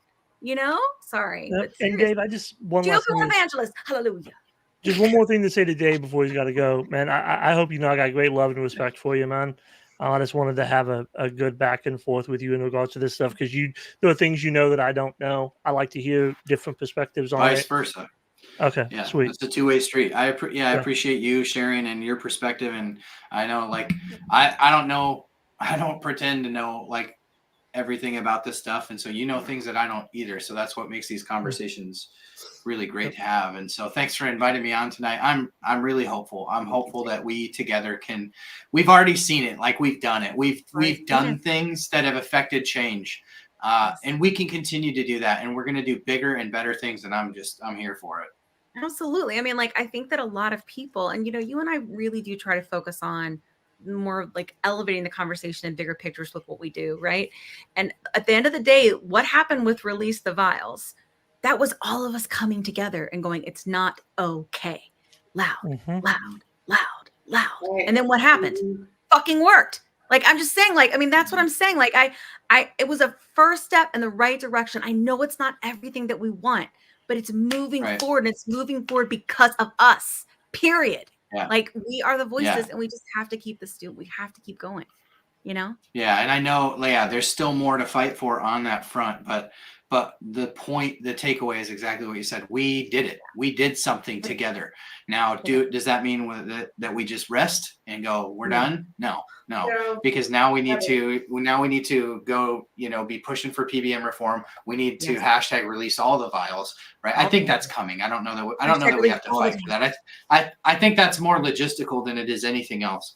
But like one of the things that I'll just say here too quick before I go, where I'm always looking for ways to leverage the platform that I have to do things, right? To actually help, provide something for people. So like I did do a blog post back, like, I don't know, this is probably in June, where I put a form letter. It was June 14th. It's called PBM Reform Letter for Elected Representatives. It's on my website at OnThePen.com. And it's literally in this, there's a form letter that you can just pump your own information into. And then there's 2 links to send this to your congressional representative or your Senate contact, your senator. So you can literally download the form, put your information in, and then right on the website there, find your email to your senator and congressman, just send it off, because they need to be hearing from us, because they learn about this stuff and they're like, there's no way my constituents by and large know how this process works, but they're getting informed, and they need to know that we're getting informed too. And we know whose hands are in the pot, and we expect them to do something about that. So, always looking for feedback on, I've heard from several people that have sent those off and heard back. And so hopefully we'll continue to make progress together. Can you paste it in the chat so people can go to it? And then we can put it in the show notes. Yeah, sure. Yeah. Yeah. And we'll put it in there because I know you can't stay. So I just want to share before you go. Yeah. Well, if you want to email it over to us, Dave, I'll put it in the show notes later. Sure. Yeah. I'll put it in the chat. I realize that people won't be able to click that there, but I'll drop it in our private chat here. So cool. Okay. Awesome. Well, thank you for having me. Sorry to I go on a lot of tangents when we go on, but I think you knew what you're getting to when you asked me to come. Well, sure. Well, I get on tangents too. Good God, I come on your show and get on tangents. We're very passionate about this, but that's the thing is, the more tangents, I hate to say it, but like the better. Like that's the thing is. It's got to be more than a dull roar, guys. It can't be just this rumble. It's got to be loud. It's got to be the perfect storm. Right. If we want change, we've got to be the perfect storm. And right now, I think the rub is there. I think the storm is there. I don't know what can happen, but I also don't think that we've ever come to this big of a head before. And I talk about, like, my dad has cancer. Like, if it wasn't from our Cubans pharmacy, he'd probably be gone. Like, point blank period. We couldn't afford it. You know what I'm saying? For how much his chemo cost every month, And so, like, it's not just with GLP-1s, but you know what? We are really poised with the type of humans that we are, and with the grit and the tenacity. Like, we really are poised to be the ones to lead the way. So there is no such thing as fat and lazy. And thanks for coming to the show today, dude. Thanks for having me. Good to be with you all. Good to be with you too. Take care, y'all. Thanks. We'll do it again. Yep. You too, Dave. Bye. Bye. Yeah. Okay. All right. Well, so time to roll some footage. Yeah, I think we should roll some. Well, we're midway through, so let's do bean footage, and then we're gonna roll some clips, and you guys all tell us what you think. That's what this is about. That's what this live is about. Is for us to tell. We're gonna tell you what we said that didn't get in, and we're gonna tell you what we saw that maybe you didn't know, that the news didn't report on. Like, for example, did you know, right, that he said he'd sit down with them and talked with them about this. That he would sit down, he committed, right? Like that, nobody gave a shit that happened. That was a commitment from the CEO that said, yeah, I'll sit down with your Yeah, committee. I've got clips of all of it. Yeah, Let's roll that. he's do that basically footage and saying let's your watch everything. health industry is a hot mess, and Hot mess. Yeah. All right, so let's roll the bean footage, and then John We'll be will right start back. rolling the Right clips, back in a and few you guys seconds. just start commenting, and we'll just get Hold the tight. voice out there. Get it out there. Here we It's go. all recorded. Yeah. Food has definitely been a very dominant voice in my head. That's not the main focus anymore. Dieting, exercising, and adding GLP-1s through Roe is a game changer. I have such a sense of mental freedom since I started with Roe. Food no longer controls my thoughts. Family time used to revolve around food, and now it revolves around what we're gonna go do together. All right. So we're gonna play sort of the beginning part because I do think it's important for everyone to see. And John and I were talking about this before because it's longer, right? But it does set the stage for what we're gonna see. And I think the news just doesn't cover. It was high level stuff. So these first two clips, just so everybody's aware of it, so that you guys are prepared for it.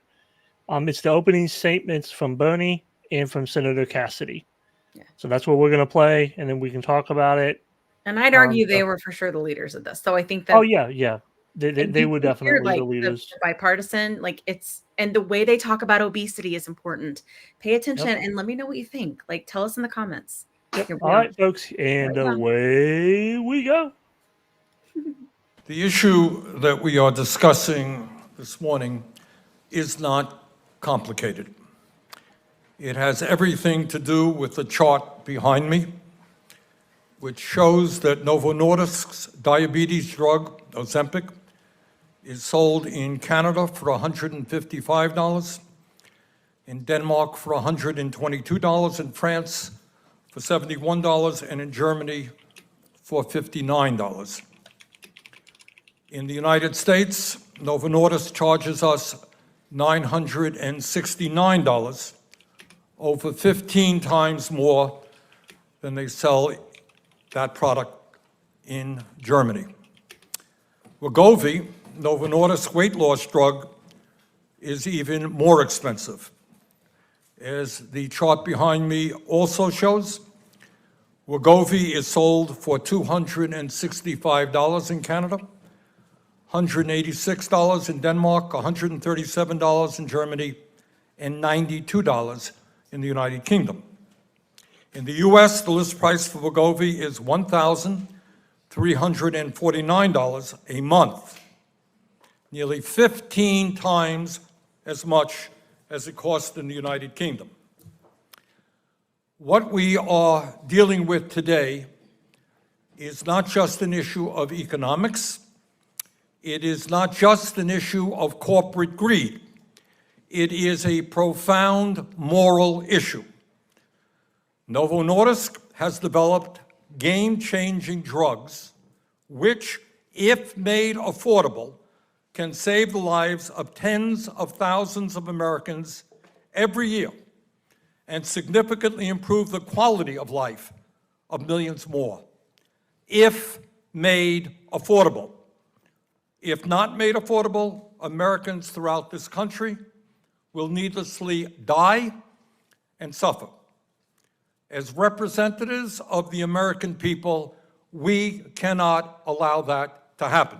And let's be clear, the outrageously high cost of Ozempic, Wegovy, and other prescription drugs is directly related to the broken, dysfunctional, and cruel healthcare system in our country.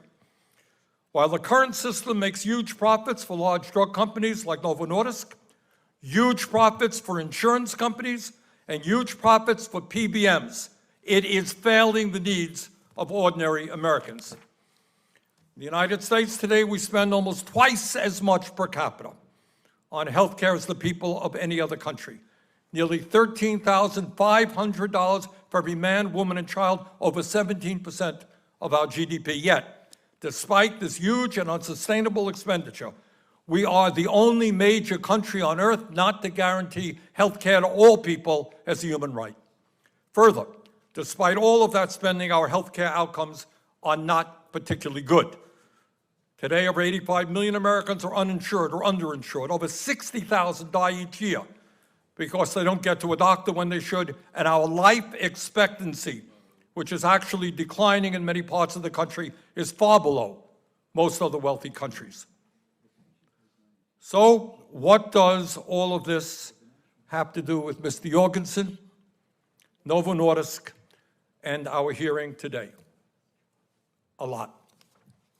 The simple truth is that we pay by far the highest prices in the world for prescription drugs, and that is a major factor in the healthcare crisis we experience. How does that happen? What's the connection? First, 1 out of 4 Americans are unable to afford the prescription drugs that their doctors prescribe. Insanely, that means that millions of Americans go without the treatment that their doctors recommend. The result, some will actually die and others will become much sicker than they should. And millions will unnecessarily end up in emergency rooms or hospitals at great expense to our healthcare system. How crazy is that? Second, one of the reasons that hospital costs, it's not just prescription drugs, hospital costs in this country are rapidly rising, has to do with the very high cost of prescription drugs. In my hospital in Burlington, Vermont, CEO there tells me that 20% of his budget goes to the high cost of prescription drugs. And there are treatments now that cost hundreds of thousands of dollars a year. Third, a significant reason for the high cost of insurance policies. If you're upset out there that you're paying very high amounts of money for your insurance, has to do to a significant degree with the high cost of prescription drugs. Yes, millions of Americans with decent health insurance pay minimal amounts for their prescription drugs. That's the good news. The bad news is that they are paying a fortune in premiums, deductibles, and co-payments for the insurance that covers those drugs. I should also add that if you're a taxpayer in this country, you're paying higher taxes than you should because of the inflated costs that Medicare, Medicaid, and other public health programs pay for prescription drugs. Now that is the overview and why the issue that we're discussing today is so important. It impacts every aspect of our healthcare system, the federal budget, private insurance. Now let's get to the particulars with regard to Novo Nordisk, Ozempic, and Wegovy. Ozempic and Wegovy are different brand names for the same drug, semaglutide. These drugs are transformative new treatments for diabetes and obesity that help people control their blood sugar and lose weight. Both are manufactured by Novo Nordisk, and both are on track to be some of the best-selling and most profitable drugs in the history of the pharmaceutical industry. In fact, since 2018, Novo Nordisk has made nearly $50 billion in sales off of these two drugs. Importantly, for members of this committee, 72% of that revenue comes from sales in the United States of America. In other words, the United States is Novo Nordisk's cash cow for Ozempic and Wegovy. And given that these drugs will need to be taken over the course of a lifetime, it's not a one-time drug, you take it for your whole life, Novo Nordisk can expect to receive tens of billions in sales and huge profits from these drugs year after year after year. Now, why does Novo Nordisk charge the American people such outrageously high prices for Ozempic and Wegovy? Are they acting illegally by charging us such high prices? Are they violating the law? No, they're not. What they're doing is perfectly lawful. They are simply taking advantage of the fact that, until very recently, the United States has been the only major country on earth not to negotiate the cost of prescription drugs. In other words, Novo Nordisk and other drug companies, not just Novo Nordisk, can charge us as much as the market can bear. And that is precisely what they are doing. Now, in a few minutes, when Mr. Jorgensen makes his presentation, and we look forward to hearing from him, I suspect that he will tell us that the healthcare system here in the United States is complex, and that there is a difference between the list price and the net price as a result of the rebates that PBMs receive. And this committee has begun to do some serious work with regard to PBMs. And if he says that, he is correct. But even factoring in all of the rebates that PBMs receive, the net price for Ozempic is still nearly $600, over 9 times as much as it costs in Germany. And the estimated net price of Wegovy is over $800, nearly 4.5 times as much as it costs in Denmark. What must also be understood is that not everybody can take advantage of the net price of these drugs. If you are uninsured, you pay the full list price. If you have a large deductible, you pay the full list price. If you have co-insurance, the percentage of the price you pay at the pharmacy counter is based on the list price. And let's be clear, 75% of Americans, over 190 million people with insurance, are unable to access Wegovy through their insurance policies.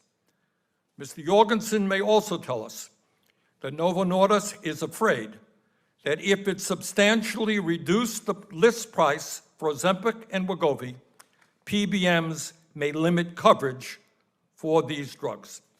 Well, Mr. Jorgensen, let me ease your concerns. I am delighted to announce today that I have received commitments in writing from all of the major PBMs that if Novo Nordisk substantially reduced the list price for Ozempic and Wegovy, they would not limit coverage. In fact, all of them told me they would be able to expand coverage for these drugs if the list price was reduced. I ask unanimous consent to insert the letters I received from the PBMs making this commitment into the record. Now, let me share with the committee some other important information that we have uncovered as part of our investigation. Last week, I received a letter from over 250 doctors urging us to do everything that we can to substantially lower the price of these drugs. This should come as no surprise. What these doctors are telling us is that if the price of Ozempic and Wegovy is not substantially reduced, many of their patients who have diabetes and obesity, especially lower-income Americans, often minority Americans, will be unable to afford these drugs. Some of these people, some of these patients will unnecessarily die, and others will suffer a significant decline in their quality of life. I ask unanimous consent to enter that letter into the record. Earlier this year, Dr. Alison Galvani, an epidemiologist at Yale University, conducted a study on Wegovy. And what she found, and I hope Mr. Jorgensen pays attention to this, is that over 40,000 lives a year could be saved if Wegovy were made widely available at an affordable price to Americans who need the drug. 40,000 lives. I ask unanimous consent to insert that study into the record. A few months ago, Dr. Melissa Barber, a healthcare economist at Yale University, conducted a study on the cost of manufacturing Ozempic. And what she found is that Ozempic can be profitably manufactured for less than $5 a month. We all know the cost of production is not the only expense by far for a drug company. Pharmaceutical companies spend great sums of money on research and development to find new treatments, with many of these products not coming to market. We all understand that. But it is important to know that this drug can be manufactured profitably for a few dollars a month. We may hear from Mr. Jorgensen that Novo Nordisk spent $21 billion on research and development since 2018, and I take his word on that. What he may not tell you is that Novo Nordisk spent $44 billion on stock buybacks and dividends over that same time period. In other words, since Ozempic came onto the market in 2018, Novo Nordisk spent over twice as much on stock buybacks and dividends that it spent on research and development. And let's be clear. Outrage over the high cost of Ozempic, and other prescription drugs is not a partisan political issue, as I expect every person on this committee understands. It's not a Democratic issue. It's not a Republican issue. I'm an independent, not an independent issue. The vast majority of the American people are sick and tired of paying outrageously high prices for prescription drugs. For example, Dale Folwell, the Republican treasurer of the state of North Carolina, has told us that if he did not discontinue covering Wegovy for some 20,000 state workers in North Carolina, he would have been forced to double health insurance premiums for teachers, firefighters, and police officers in his state, regardless if they needed this drug or not. He would have had to double health insurance premiums in North Carolina. Blue Cross Blue Shield of Michigan also announced that it would have to discontinue covering Wegovy because it was too expensive. And when we talk about differing political views, I will tell you that Elon Musk, not one of my great political allies, recently posted on Twitter, and I quote, "Solving obesity greatly reduces risk of other diseases, especially diabetes, and improves quality of life. We do need to find a way to make appetite inhibitors available to anyone who wants them," end of quote. And Mr. Musk is right. Further, not only must we be concerned about lack of access to these drugs, we have also got to take a serious look at the financial implications of what happens if the prices of these drugs are not substantially reduced. Bottom line, if just half of the adults in our country with obesity took weight loss drugs like Wegovy at current prices, the cost would be astronomical and would have a devastating financial impact on our country and on federal and state budgets. Best estimate that I have seen suggests that if half the adults in our country took these weight loss drugs, it would cost $411 billion a year, $411 billion, and that is more than what Americans spent on all prescription drugs at the pharmacy counter in 2020 or 2022. In other words, the outrageously high prices of these drugs could bankrupt Medicare and radically increase premiums to absolutely unaffordable rates. This does not have to happen. It does not have to happen. Over the last several months, I and my staff have been talking to a number of major generic pharmaceutical companies. These are large companies that supply hundreds of millions of prescriptions to many millions of Americans, and what these CEOs have told me is of enormous consequence. They have studied the matter, and they have told me that they can sell a generic version of Ozempic, the exact same drug that Novo Nordisk is manufacturing, to Americans for less than $100 a month. $100 a month. Novo Nordisk charges us $969 a month for Ozempic. These generics can sell it to us for less than $100. Let's be clear. Nobody here is asking Novo Nordisk to provide charity to the American people. Novo Nordisk has already made billions of dollars in profit off of these products, and in the coming years will make billions more. All we are saying, Mr. Jorgensen, is treat the American people the same way that you treat people all over the world. Stop ripping us off. A few months ago, President Biden and I wrote an op-ed which appeared in USA Today. And here's what the president and I said, quote, "If Novo Nordisk and other pharmaceutical companies refuse to substantially lower prescription drug prices in our country and end their greed, we will do everything within our power to end it for them. Novo Nordisk must substantially reduce the price of Ozempic and Wegovy. As Americans, we must not rest until every person in our country can afford the prescription drugs they need to lead healthy, happy, and productive lives," end quote, from the op-ed from the president and myself. That's what President Biden and I wrote a few months ago, and that's what I believe.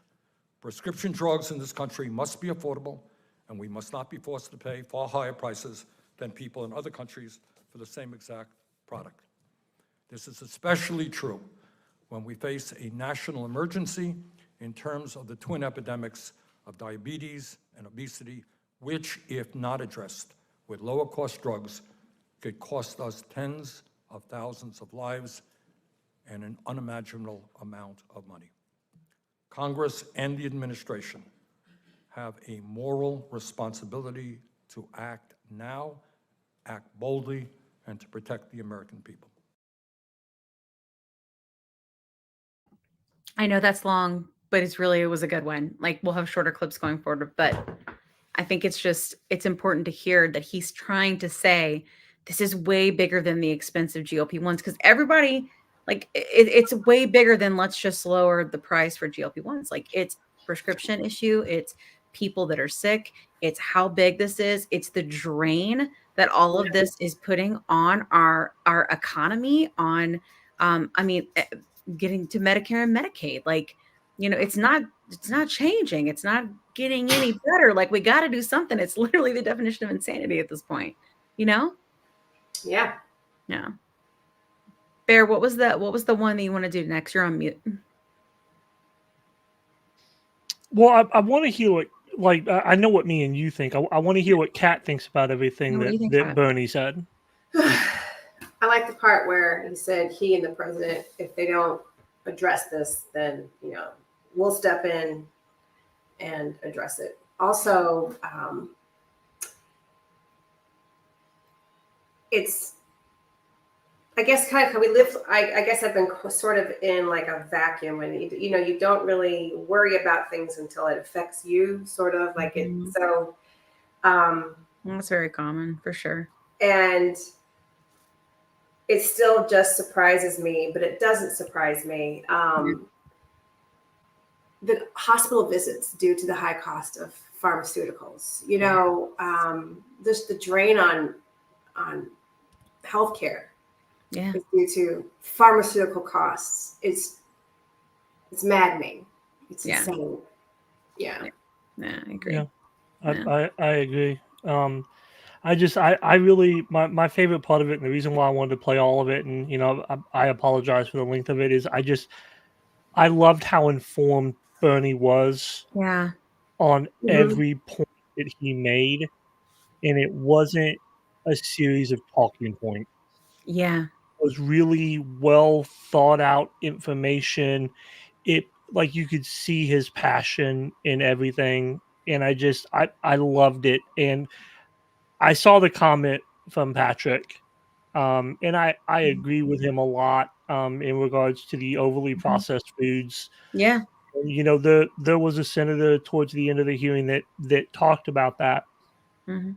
And my thing when it comes to those processed foods is I want people to think, and this is coming from somebody who grew up on a farm, grew up with a lot of guys, people who served in World War II, and different things.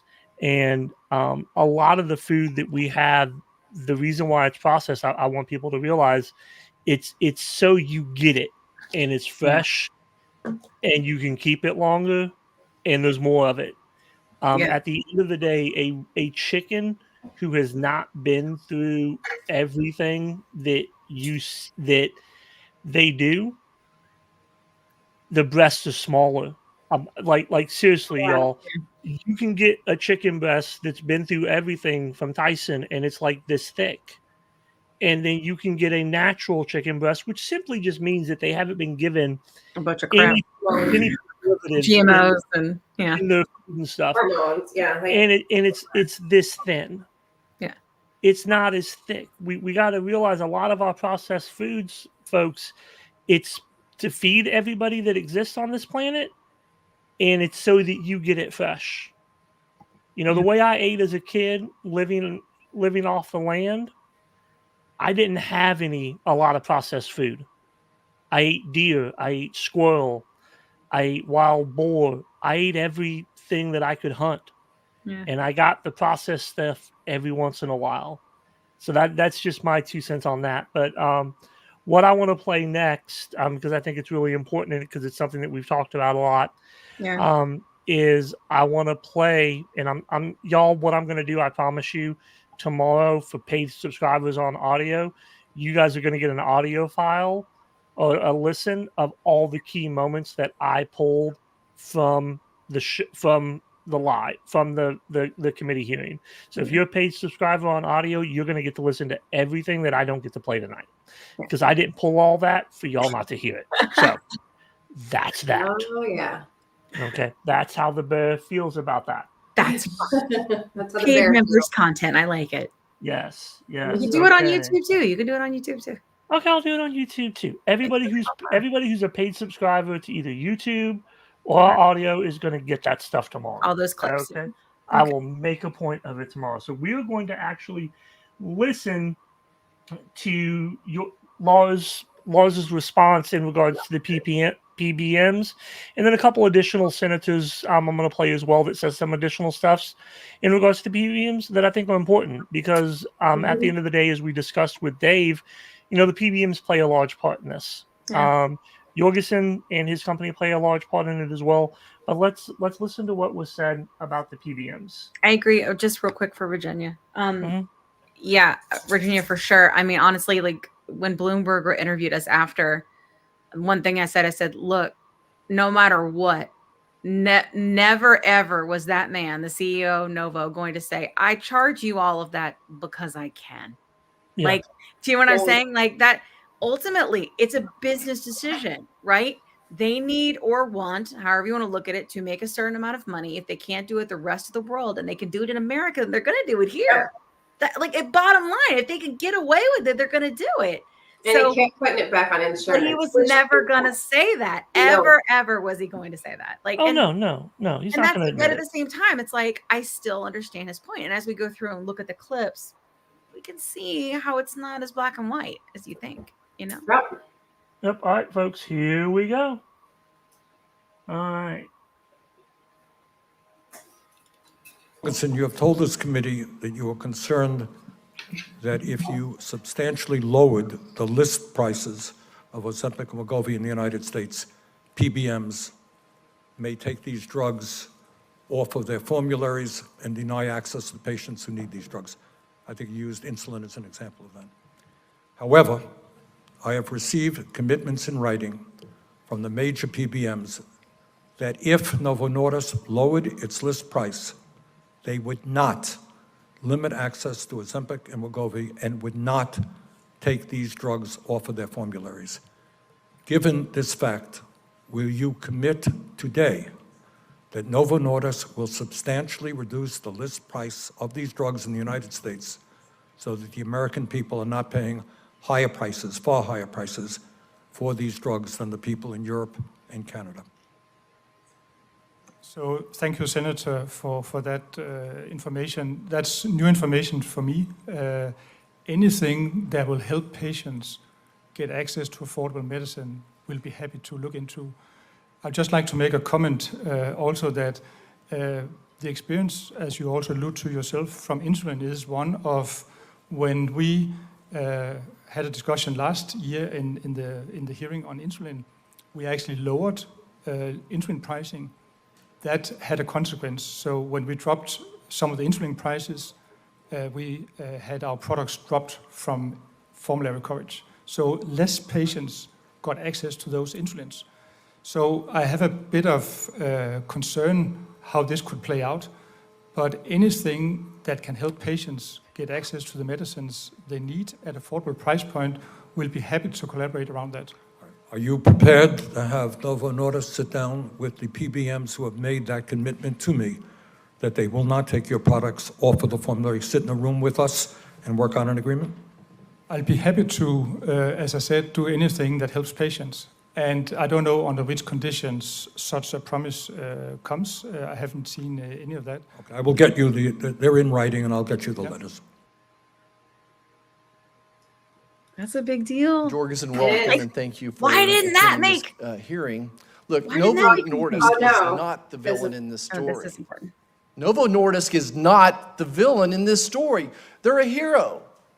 We should be here celebrating this miracle innovation that's responding to this diabetic epidemic we have in this country. It's a miracle drug. 38 million Americans with diabetes that we're helping out. This nation is spending $250, maybe $350 billion a year treating diabetes, not to mention the loss of work. And here's a drug that's going to help us treat the problem. Now, we all agree on this committee across the Senate that the cost of health care is too much and that prescription drugs are too high, especially the out-of-pocket expenses. But we need to figure out who the villain is. Who is the real culprit here? Who's making the money? So on this particular poster, you've said it once, you've said it twice, everybody up here said the same thing. Whatever the cost is, whichever number we want to use, Novo Nordisk keeps 24% of it, and the PBMs extract 74%, 26 and 74%. So really the PBMs are making the bank here. So let's talk about PBMs for a second here. The real culprit in this room, in this story. So these three big parent companies, the three big PBMs control 85% of the industry. Their gross revenue last year was $800 billion. Their parent companies, gross revenue, $800 billion.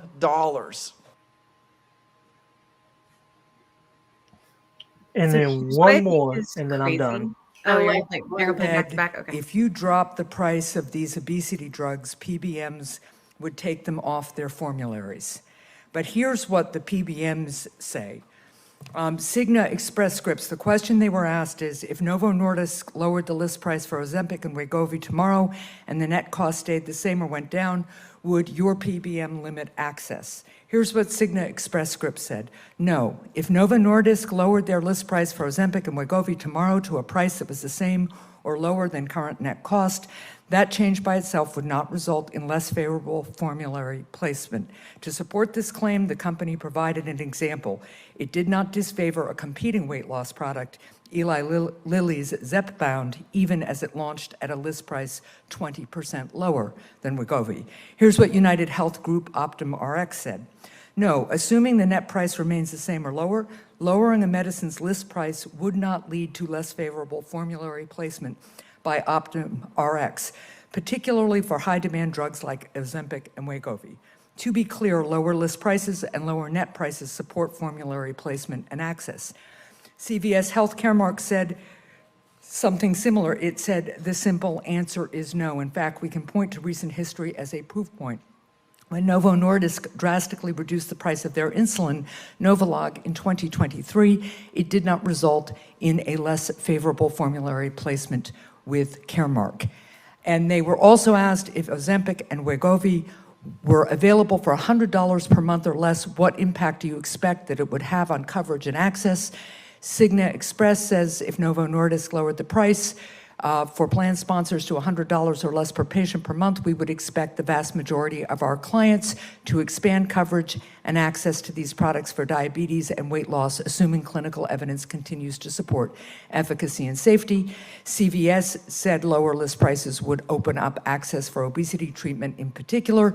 United Health Group Optum RX said given the significant price differential for these products across borders, a decision by Novo Nordisk to align U.S. pricing more closely with those in other countries would meaningfully increase access for U.S. patients. So with that in mind, would you please commit to lowering the list price of these drugs? So, Senator, allow me to share a few points before I answer your question. Yes. Is that okay? Mm-hmm. So, the experience we have is one of losing access when we lower price.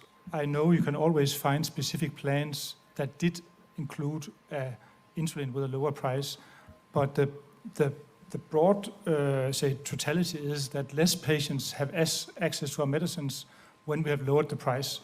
I understand that perhaps the PBMs have changed their mind, and I'll be happy to collaborate with them on this, because anything that helps patients to get access and affordability, we are supportive of. And the rebates that were shown before, we hand those out. They're not in our books. So if we can go to a delinking model or any model where we do business based on net price, and I'll be more than happy for that. But it's not how history has told. Well, but you've now got these companies publicly committing to continuing access and increasing access if the list prices are lowered. So I would strongly recommend that with these companies on the record, they represent a huge amount of the covered patient population in the United States, that you consider strongly lowering the list price. And lastly, I just want to note that one way of reducing drug prices is encouraging the entry of generic and biosimilar medications, which can provide lower cost options for patients. So just real quick, babe, and then you can kind of take over. I wanted to answer Virginia Price's comment. Yes, the PBMs, one of the senators, it was either Romney, I believe, or Cassidy, mentioned it, that, yeah, the PBMs are supposed to underneath investigation. He didn't make it sound like it was for monopolies. Apparently, they're kind of going after it, or at least the allegations are in regards to some type of like scamming almost in regards to the pricing and the money that they are making. At least that's kind of what I got from his explanation. But yeah, they're under an investigation. And, you know, I don't put a lot of trust behind what they've told Bernie or the other senator. I don't believe for a second. That's exactly what Dave said. He did that live stream on YouTube when it was recorded, and he stopped it, and he was like, "This seems just so disingenuous." It's very disingenuous. It's a hand. I don't know any other way to put it, but it's like a handout. It's you know, here, let us throw you a bone and make you think that, you know, we're gonna behave and we're gonna kind of, you know, fall in line with what you guys want, but they're not going to, because they know they don't have to right now. Like, what is public proclamation in the United States mean? Shit. Like for companies that are not regulated. These companies aren't regulated. That's the whole fucking problem. They're looking for some sort of condition. I said the F word again. But seriously, like, I mean, even if they were conditions to drop, like I love the idea of, hey, yeah, let's get in the room together, right? Like, I love how he's like, hey, if they've changed their mind and they're willing to like get to a different model, I'm open to that, because that is what he said, right? Yes, like, they're used to dealing like that. That's how they deal with the rest of the world, right? But and they still want to make their money, but this whole like handshaking here and nobody knows who's getting what and multi-billion-dollar a year, like, and we're all just fucking suffering and dying. It's awful. And like, don't get me wrong, like Patrick, okay, the food and all the things, I get it, right? The food's a big problem, but like, listen, News Nation, say what you want about that Jillian Michaels, but that guy who was a name I always forget. Yep, that guy, he says, hey, isn't it possible that we're actually talking, like, we're all coming from a good place? We're saying, hey, like, the food is bad, we got to fix the food. But you're saying, like, the people are sick, we shouldn't just abandon them, because the generational food thing is going to take forever to fix. Right now, we have miracle fucking drugs that save lives. Like, at some point, we have to be like, they're both the problem. How do we fix it? But instead, they're all just fighting over money. I want money for my thing. I want money for my thing. Well, we're never going to solve it if we keep doing this shit. So one thing to kind of point out, babe, it wouldn't take generations to fix the food thing. A majority of the stuff with the food problem, we as a country and just as individual people can apply fixes to that we can do on a day-to-day basis. It's not hard. As far as what needs to be with that on this show. Well, what I mean by it's not, there's a lot of people in here that've been eating less and moving more a long time. Well, no, it's not about eating. So here's the thing, people, because if y'all think I ate any different when I was younger than I eat now, I didn't. I didn't eat. You drank 2 liters of Coke. And God, yes. Nacho Doritos. Yeah. She knows you too well, Josh. Honestly, you say that. I grew up on bologna sandwiches and crap cheese, but I was a heavy child all throughout. Well, yeah. I was always but I could not have that stuff. So I see what you mean. I always felt like I always felt othered, like you can't have those chips. You can't have those. Yeah, but I see what you mean. But yeah, because and like I want people to understand, it's not. I'm saying don't eat the They're processed they're food. literally saying, But well, that's what I- they're saying. They're saying I know that's what they're saying, processed but food now is here, I know. right? But let me say what I'm saying though, because I'm not them. Okay. Fair. How about that? Huh? Okay. Uh-huh. So, what I'm saying is, on the internet. it's not about the snack foods. Honestly, it's not, because I snacked the exact same when I was younger. It's about the other stuff, actually, people. If I'm completely honest with you, most of the weight that I saw me pack on, it started when I was older. It started with stress, and it started with the types of meat that I was ingesting. It started with the fact, honestly, as far as I'm concerned, with the fact that I ate, as I got older, I ate more store-bought meat.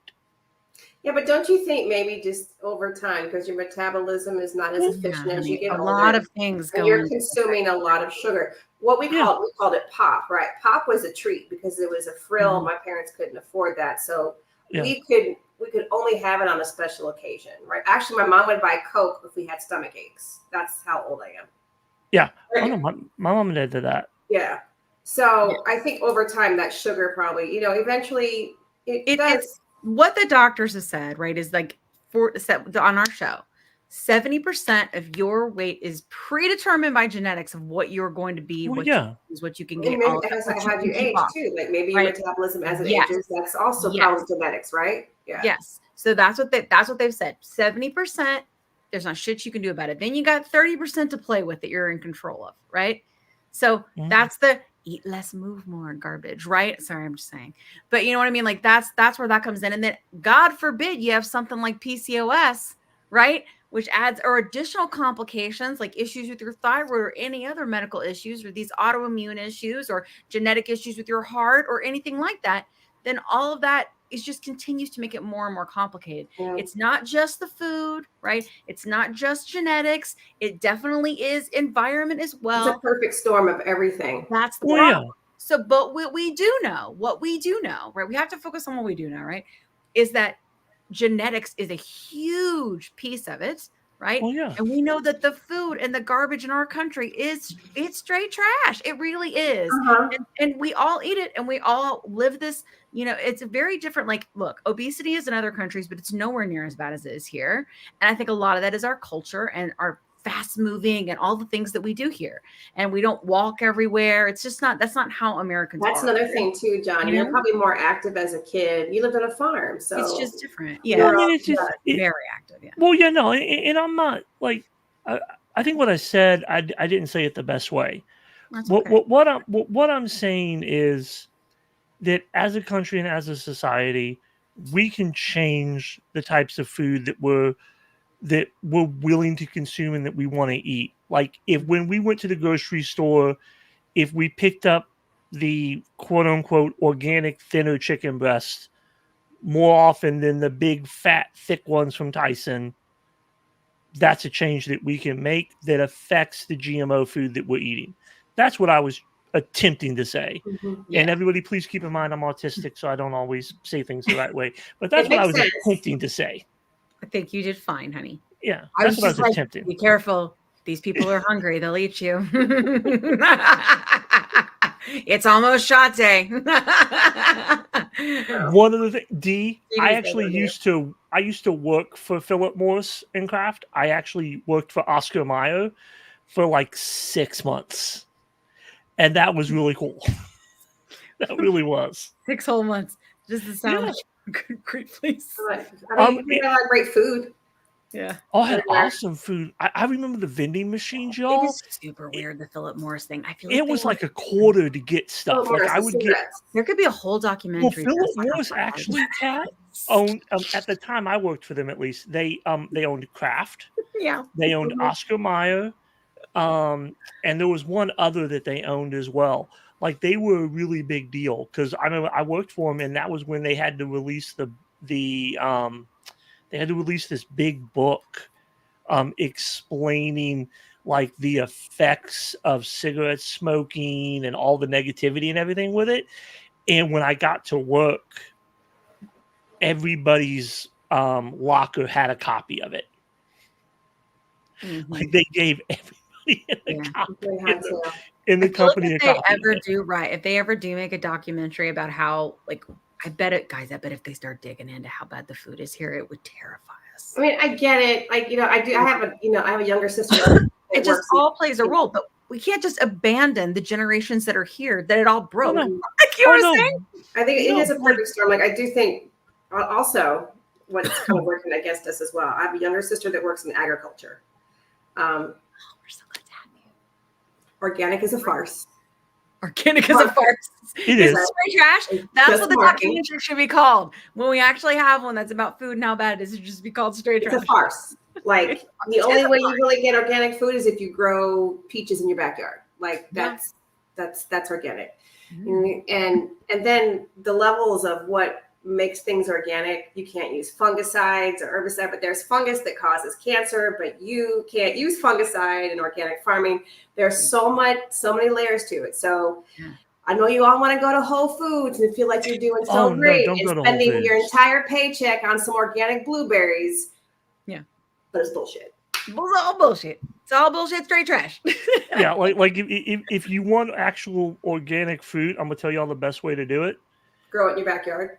Well, not just grow it in your backyard, but like if you can't grow it in your backyard because you live in the city, I'm telling you, drive out into the country, anywhere where you live, and there's going to be a blackberry bush, a blueberry bush. Oh yeah, you're right. On the side of the road somewhere. Because I can tell you, if you live anywhere near, I would say there's likely pee on that though. Like, I just feel like But animals you are click- peeing on the but- bush. Wash it in vinegar and water. There's yeah, pee you on wash it. it in vinegar and water. Like So- honestly, and it's out in the hot sun. Like any bacteria is getting killed on it anyway. I'm because I used to do it all the time as a kid. You're right. Man, I walked a quarter of a mile away from my house with a 5-gallon bucket, and I'd fill that bad boy up with blackberries and blueberries. What I think is so awesome, because my sister also lives in California. Speaking of just going and getting blackberries, apricot trees, orange trees, lemon trees. Yeah. Like you just make you just have fruits just in abundance in your backyard. And like, That's I know organic. that there's a lot of people when it comes to thinking about legislation, like so many people were like, but why is, and he even says it, like Lars even says it. He says, why isn't my like Eli Lilly here with me? Right. And the answer, in my opinion, right, like, is there the lower hanging fruit? Right. So ultimately, Novo has been in the market of treating obesity Much longer. much longer. Right. And they are in a place where they just lost their patent for liraglutide. I mean, think about it, guys. That was the first one that they got approved for obesity was liraglutide, which went from Victoza, right, and then became Saxenda, and they just lost their patent. And even the generic is hundreds of dollars a month. You know what I mean? It's hundreds. I'm going to put John on mute because we have a kid. And that's the thing is like, and way more. I mean, like, honestly, you could get compound semaglutide way cheaper than buying liraglutide that you do twice a day that doesn't have quite as much of a benefit. But ultimately, I did lose weight on that. I did experience no food noise on that. That did start treating my insulin resistance. Is that something that maybe would allow me to lose 110 pounds? I don't know, maybe. Like, there's some people in other countries, that's all they've ever had. And they've lost 100 pounds. Like, that's a lot, you know? And the thing is they've just been around longer. They're in a place to be able to do those things. And I know that they're talking about generics and all things, but ultimately they still have years left on their patent for semaglutide or semaglutide, however you want to say it, you know? And so, like, I just think that we just forget those things. Like, and I think that I really do, like, I can see them trying to push this PBM reform thing through and being like, as a first act, right, we have done this with Novo, right? But here's the thing. We have to remember all this shit. Everything in our country is based on precedent, right? And then we want Medicare to get on board. That sets the standard, right? Like we need to get all this set up. Why? Because we've got GLPs in the pipe in phase 1, phase 2, phase 3 trials coming down, you know? And so we have to be at a place where we have this regulated in some way. Like, I'm not saying change our whole healthcare system. I'm just saying the PBMs need to be regulated. Like, John wants them gone all together. I don't think that's going to happen. There's too many billions. I mean, I kind of agree with you. Rolled up into that, honey, for that to happen. But at minimum, we need regulation around it. At bare minimum. So I'm going to say this, and this is the danger with legislation around this. Okay. Well, isn't the FTC suing the PBMs? But Yeah, that's yeah. another story for another day. Yeah, but here's the problem with legislation getting too involved in this. Once you get the government in it, you can never get them out. Fair. Do I think that things need to change? Yes. The easiest and simplest solution is the removal of the PBMs. Now, would that take That is an easy one. legislation? No, that'll affect our economy significantly. No, I promise you, jobs. That would be the easiest solution. Would be the removal of the PBMs. I know you don't like it, but that would be the easiest solution. We let the government into everything else with this. I like it. We won't be able to get them out. We will not be able to get them I'm out. just saying, maybe when obesity affects not just almost half of your population, plus the issues with overweight, plus the issues with heart, plus the issues, plus all of the stuff that we're looking at in terms of Alzheimer's, and all of this is a huge drain on Medicare and Medicaid, the hospital system, all those things that Bernie talked about in the beginning. That's fucking government. That's our people. Like that's what I'm saying. At some point, and maybe this is the thing that the government does need to get involved. I don't think they're going to solve it, but we need to have some regulations. But think about what Laws said, though. People are running wild. I agree, but think about what Laws said. They came in and they pushed out the thing on the insulin, and as soon as they did that, he had to lower the price, which, I mean, he should have lowered the price in the first place, but he had to lower it. He was forced to lower it to a set price. Yeah. And then when he did that, as soon as he did that, the PBMs took him off of the formularies, and now he's not making that insulin anymore because it wasn't provided to anybody anymore, because a lot of people don't realize, hey, you can buy this stuff straight through the pharmacy at the new lower list price without having to go through your insurance, because people don't realize that. People don't know on the I don't know if I should say people don't know. That was forcing lowering of the price, right? Yeah, but that wasn't like who's scratching who's back. And, I know, but that was the government involved in it. That's all I'm trying to say to you. It is keep that in mind when they come in and they force that stuff. These are some of the repercussions that we can see. I think that I should play kind of the last clip that I think kind of sums everything up really well. And then I think we can kind of wrap it up. We're over 2 hours. I want to talk to Virginia real quick though. Okay, hold on. I think what she's saying is a good point, and it'll go right into the clip. So she's talking about how many lives that we change. Here's what I think is interesting and what we don't think about when it comes to GLP-1s. We're not talking about sorry, my dog's barking. We're not talking about things changing in a long time. People get on these medications and within months have levels of remission, if you will, with many, many things, right? Many, many things that drain this country and this economy. It's not like we put them on and we kind of hope and years go by. This shit happens fast, right? Because of insulin resistance, right? So that's what we have to remember is it really does it would be a massive lift and fast if we actually got medicine to our people. You know what I'm saying? Like it's not a long thing. I just think at some point we have to go, maybe this is the thing. Maybe if we're going to get the government involved, this is the thing. And this is the reason why, for all of those reasons that Bernie outlined in the beginning, right? All right, so good points. Here's the last thing I'm going to show you guys. And it's actually kind of one of my favorites. It's one of the last things said, and I just think it's good. Today about your industry, and I come from the world of distribution, and in any other industry, there's full transparency, competition. The consumer drives the dynamic. That's why you don't get by with all the stuff we're talking about. Your business is largely one of heavy fixed costs. Is that correct? Yes, that's correct, and research. Yes, which that'd be part of it, research, anything. What are your variable costs generally on a drug like this? So the raw, as a percentage of your whatever you're selling it for? That's perhaps 20%.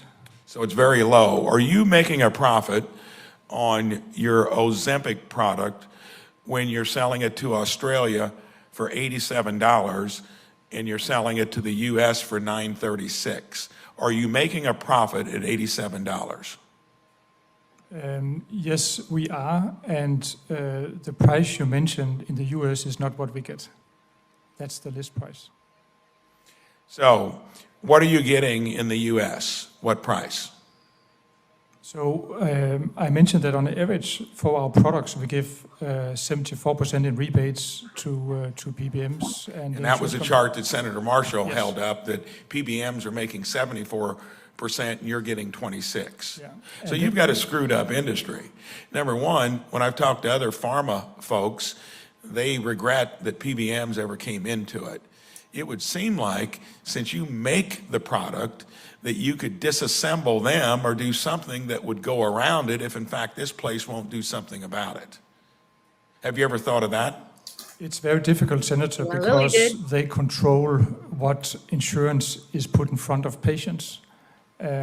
So they have integrated themselves with the insurance companies, and we negotiate against the PBMs, but they're owned by the insurance companies. So no matter what we do, they decide what products patients Okay, get. and I think that's kind of the conundrum, but you're making a profit at $87. And of the $936, it would be the list price.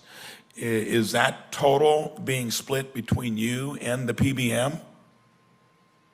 I know you give big discounts to the PBM. Why do you give them such large discounts for them to make that much money? Unless we have a high list price and give them rebates, we are not making it onto the insurance formulary. So they make a fee based on the list price. So you mentioned distribution. They don't get a flat fee for the distribution. So after you give the discounts and you do everything, what is your revenue on Ozempic, roughly? So I don't have that number from the top of my head. So on average, That'd be something I think it ought to be on the top of your head, because most of us would want to see that so you can make the case against PBMs. And that basic lack of transparency that to me comes from the top, that cloaks the system in general, is what is impacting the future of why in our own country it's 18% of our GDP. And from Canada to Europe, it's 10 to 12% of our GDP. Eastern Europe is 6 to 7%. And yes, rationing is maybe going to be one of the results, but it should never be to where something's going to cost that much more here versus there when you're making a profit on it. And until you figure that out, everyone's going to think your industry's screwed up. So I'm not sure if it was a question, but I just want to say that since we launched a product like Ozempic in 2018, the price we get has gone down by 40%. So there's a... And that's good, and it looks like Lilly has got something similar, Yes. and they sense competition, and theirs is gone down by 40 to 50%, and that's what we need more of. And until you put it out there, expose the PBMs in terms of what they're getting, and you get consumers engaged in it, you're not going to solve the problem. You're going to end up having government as your business partner. Because when you operate like an unregulated utility, you're going to get government regulating you. And I think there's a strong interest in that happening. And unless you, hospitals, insurance, take the bull by the horns, you're going to increasingly be in more conversations like this. And I want to end on this. So why should the Europeans and everyone else be taking advantage of the fact that we do the R&D? Why don't you charge them more to where there's at least not a 10-to-1 differential, to where you share the costs across the world, not put it on the burden of a place that's now borrowing 30 cents on every dollar for whatever's provided through government, and to where you're jabbing it through the private insurance side. Why is there that kind of difference? Why don't you charge them more in Europe? So, Senator, we might also do that in the future, but actually the price differential you mentioned is not the real price differential. I think that's part of the problem, that we are not charging as much in the U.S. as you. I think you're hiding behind your opaqueness, and you need to promote transparency for your own good. It'd be easier to understand. Thank you, Mr. Chairman. Thank you, Senator Barone. Reclaiming my time. Reclaiming my time. You're on Last mute word. there. Huh? That was the hand down the best statement of the entire hearing. Yeah. You're being opaque.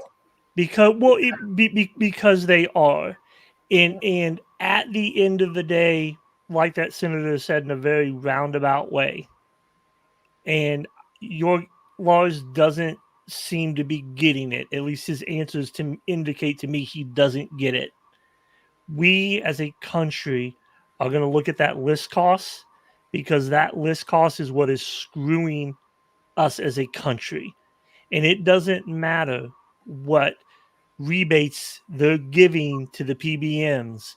At the end of the day, as far as we are concerned, you are charging America $1,300 a month for this medication.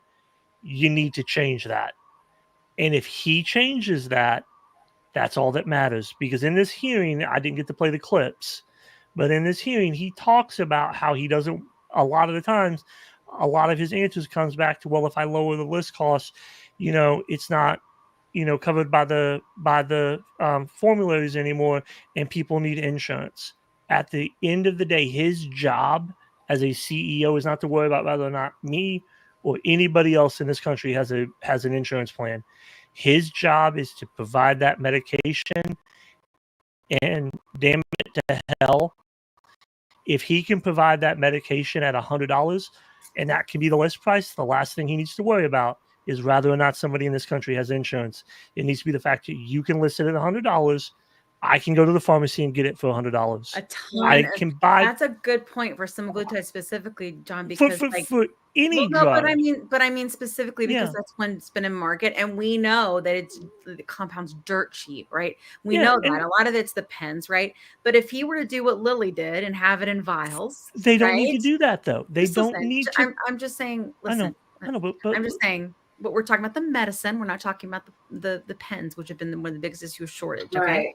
So what I'm saying is, if we get to a point, right, with them where they say, okay, let's just say the magic number that most Americans will beg, borrow, steal will be $100 a month, and we know that's crazy expensive, but we know it ain't 1,000, right?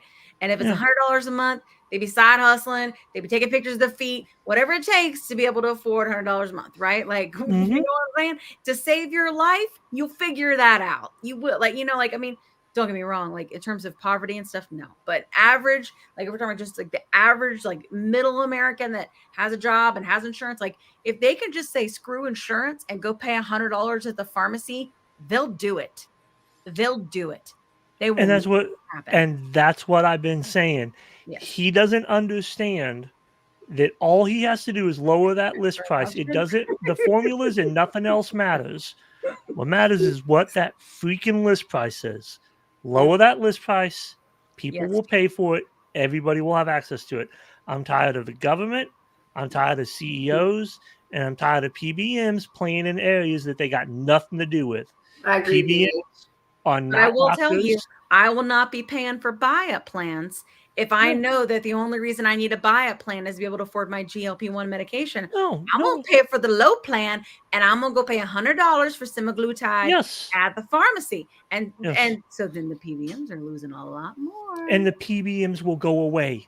Yeah. And there will be no PBMs. I want people to realize something, and I learned this working for McKesson. I want everybody to realize something. This is the last thing I'm going to say, and then I'll shut up, I promise. Okay, sure. I want people to realize something. Insurance drives cost. I do not care what they tell you. I have talked to pharmacists. I have talked to doctors. When they negotiate to be on these formularies, to be involved in this insurance coverage, the insurance companies tell them what they can charge and tell them what they can do. There is a lot of times where you can go to a doctor's office and tell them you do not have insurance and listen to the discounts they will give you. Yeah. Listen to how much money drops off of that stuff when you tell them you do not have insurance. Mhm. Because when you don't run it through your insurance, they can charge you a reasonable price. When you run it through your insurance, they have to charge what they agreed to with the insurance. Whether it should cost that much or not, they are going to charge it because that's what they agreed to with the insurance company. So keep that in mind. We want to lower list costs. We want to ignore the insurance company. Yeah. We don't want them involved in the medication. We want the medication cheaper. We want the insurance to pay for doctor's visits. We want But the insurance to ultimately, pay for the even- scans. but We don't ultimately- want them to pay for our medication, people. Sure. But ultimately, when it comes to the way things are set up now, that's what I'm saying, things have to change. The way things that are set up now with PBMs and with insurance companies, they know that's how they're going to make their money. Like that is why they are trying so hard, right, to get on formularies. That's why they offer the rebates. That's why they want to get on with as many formularies as possible, because they know that that's how in our country they're going to make the money. They know that. They know that if someone has insurance, they're not going to go and spend $100 or whatever, unless, look, bottom line, unless you've tried this. Like, I hate to be like a weird drug pusher, but once you've been sick your whole life and then you try this medicine and you have the food noise gone and you lose weight and keep it off and you've never had, and the inflammation's gone and your heart's better and your kidneys, all this stuff, then you'd be like, yeah, I'll pay $100. But most of the people are going to be like, I'm paying $100 if I'm paying $500 or $1,000 for my insurance every month. Like, that's the issue, is like, it is sort of like taking it and seeing the promised land. Like, it's not, but I think that it becoming more mainstream and people kind of getting to the end of the rope, they'll get to the point where they'll try it. I feel like that I've seen that more and more in our community over the past year. You know, more and more people are like, all right, why not? Right? Why not? Anyway. Yes, indeed. There's that.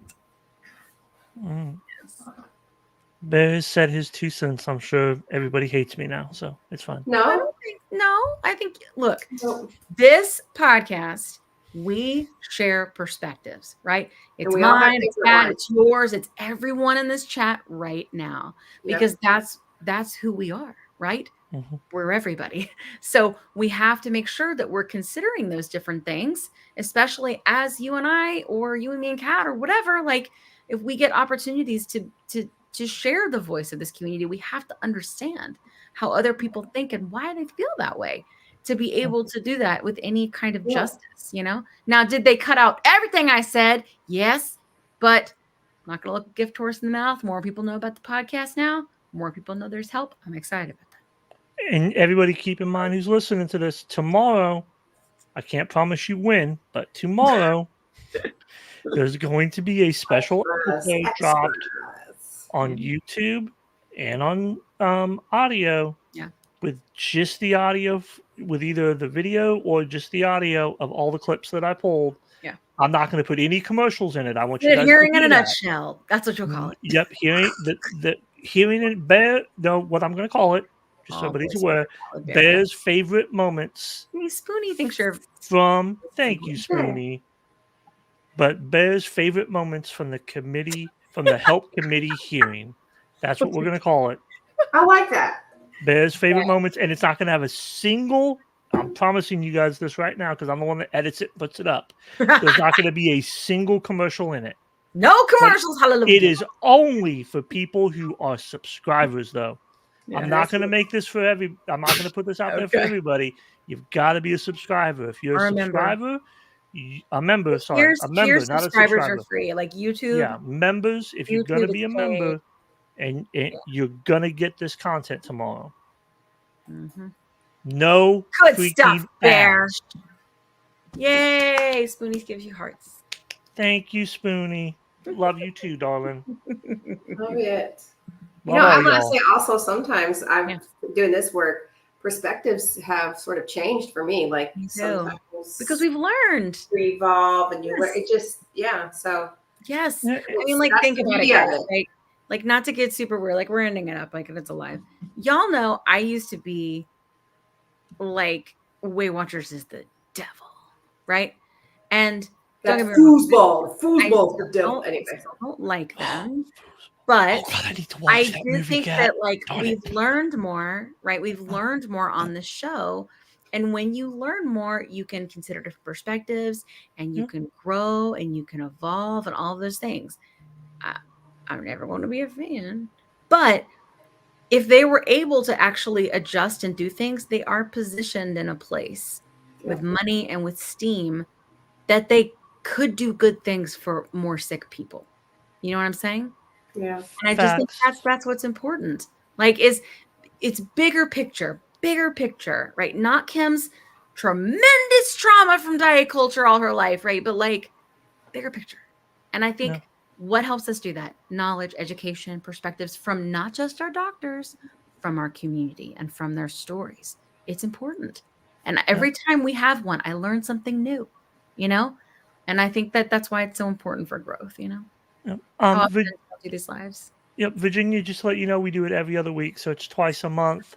I also have I've put up, you can watch our collection of lives on YouTube, and I also have a collection of lives that I've made available to subscribers through audio, so you can kind of catch it both ways. Yeah. And like I told you at lunch today, babe, when we were over there at Cherry Streets, Just don't tell people we're reading.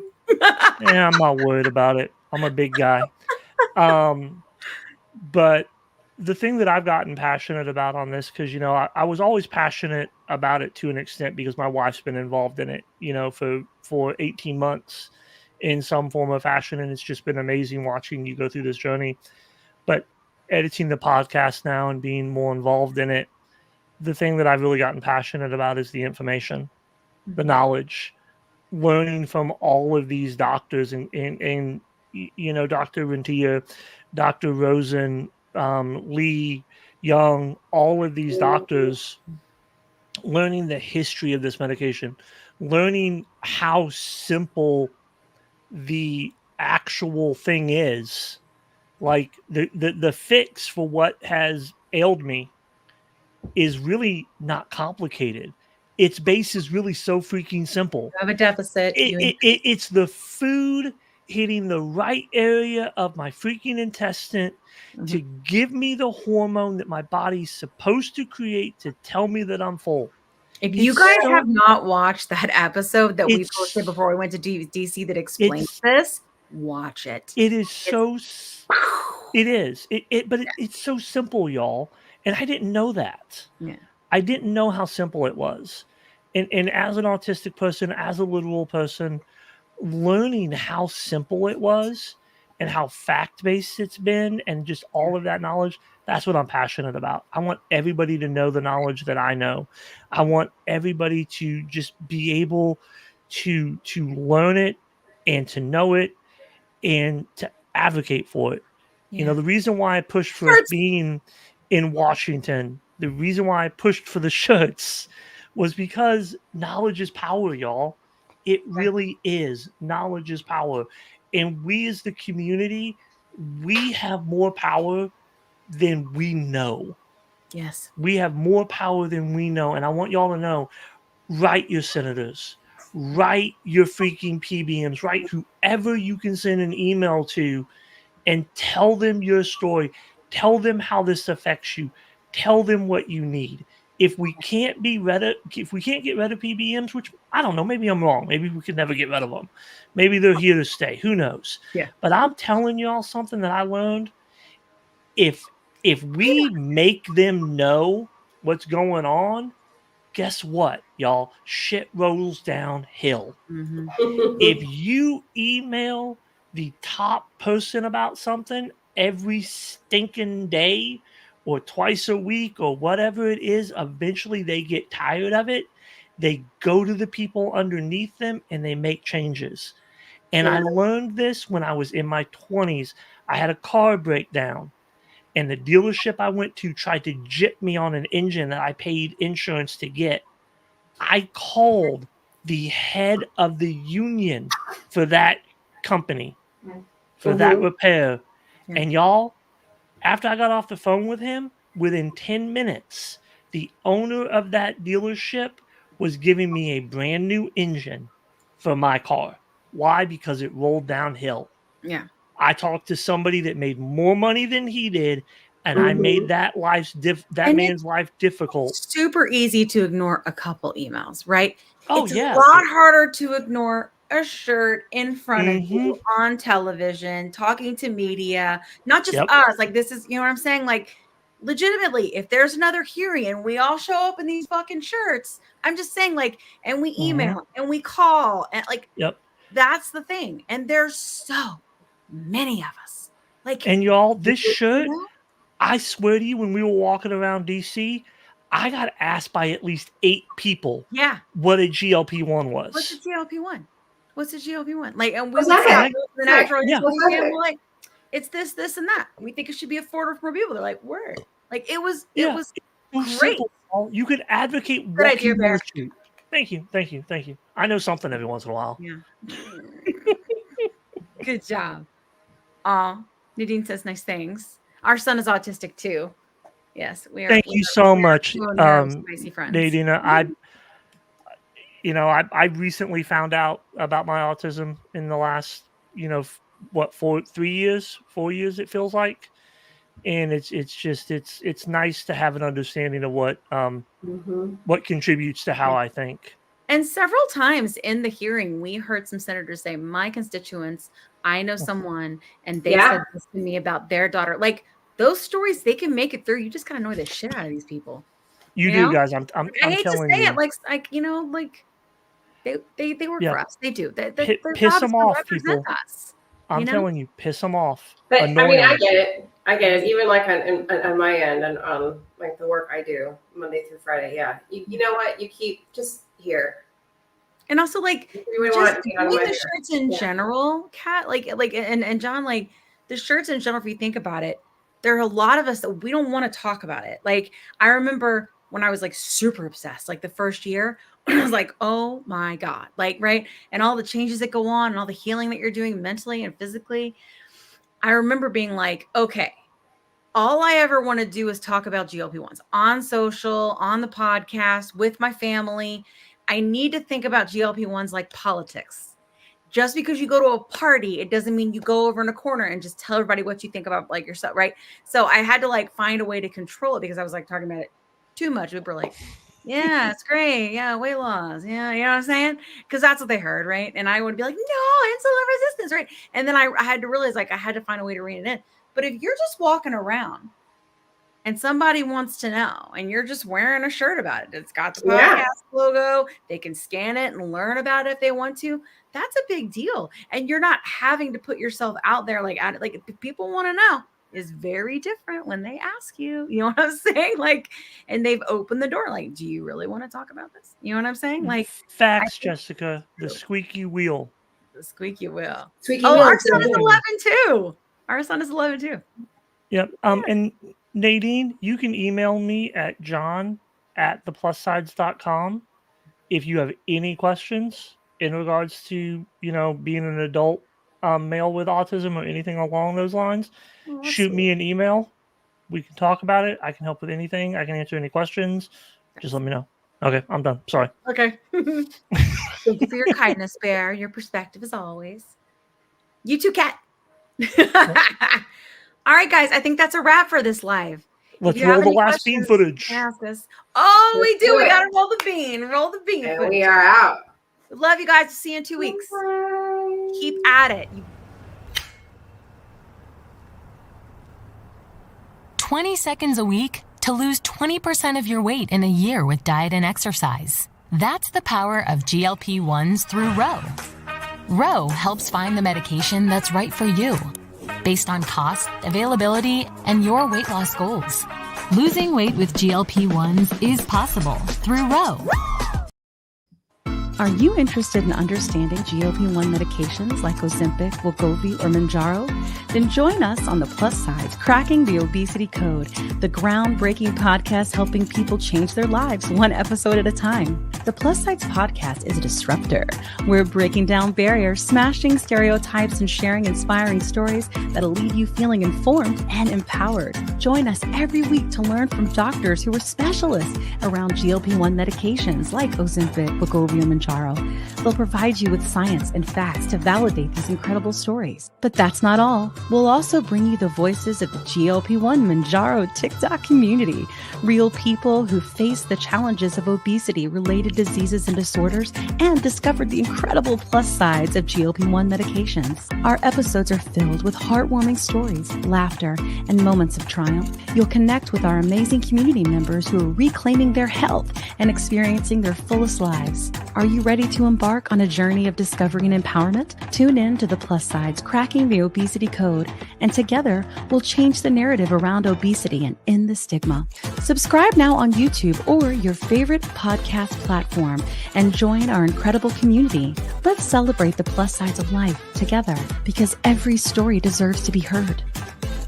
Every life deserves to shine, and everyone deserves access to expert knowledge and medication. The Plus Sides podcast. You're not alone. It's not your fault. Bye, guys. Bye. Bye.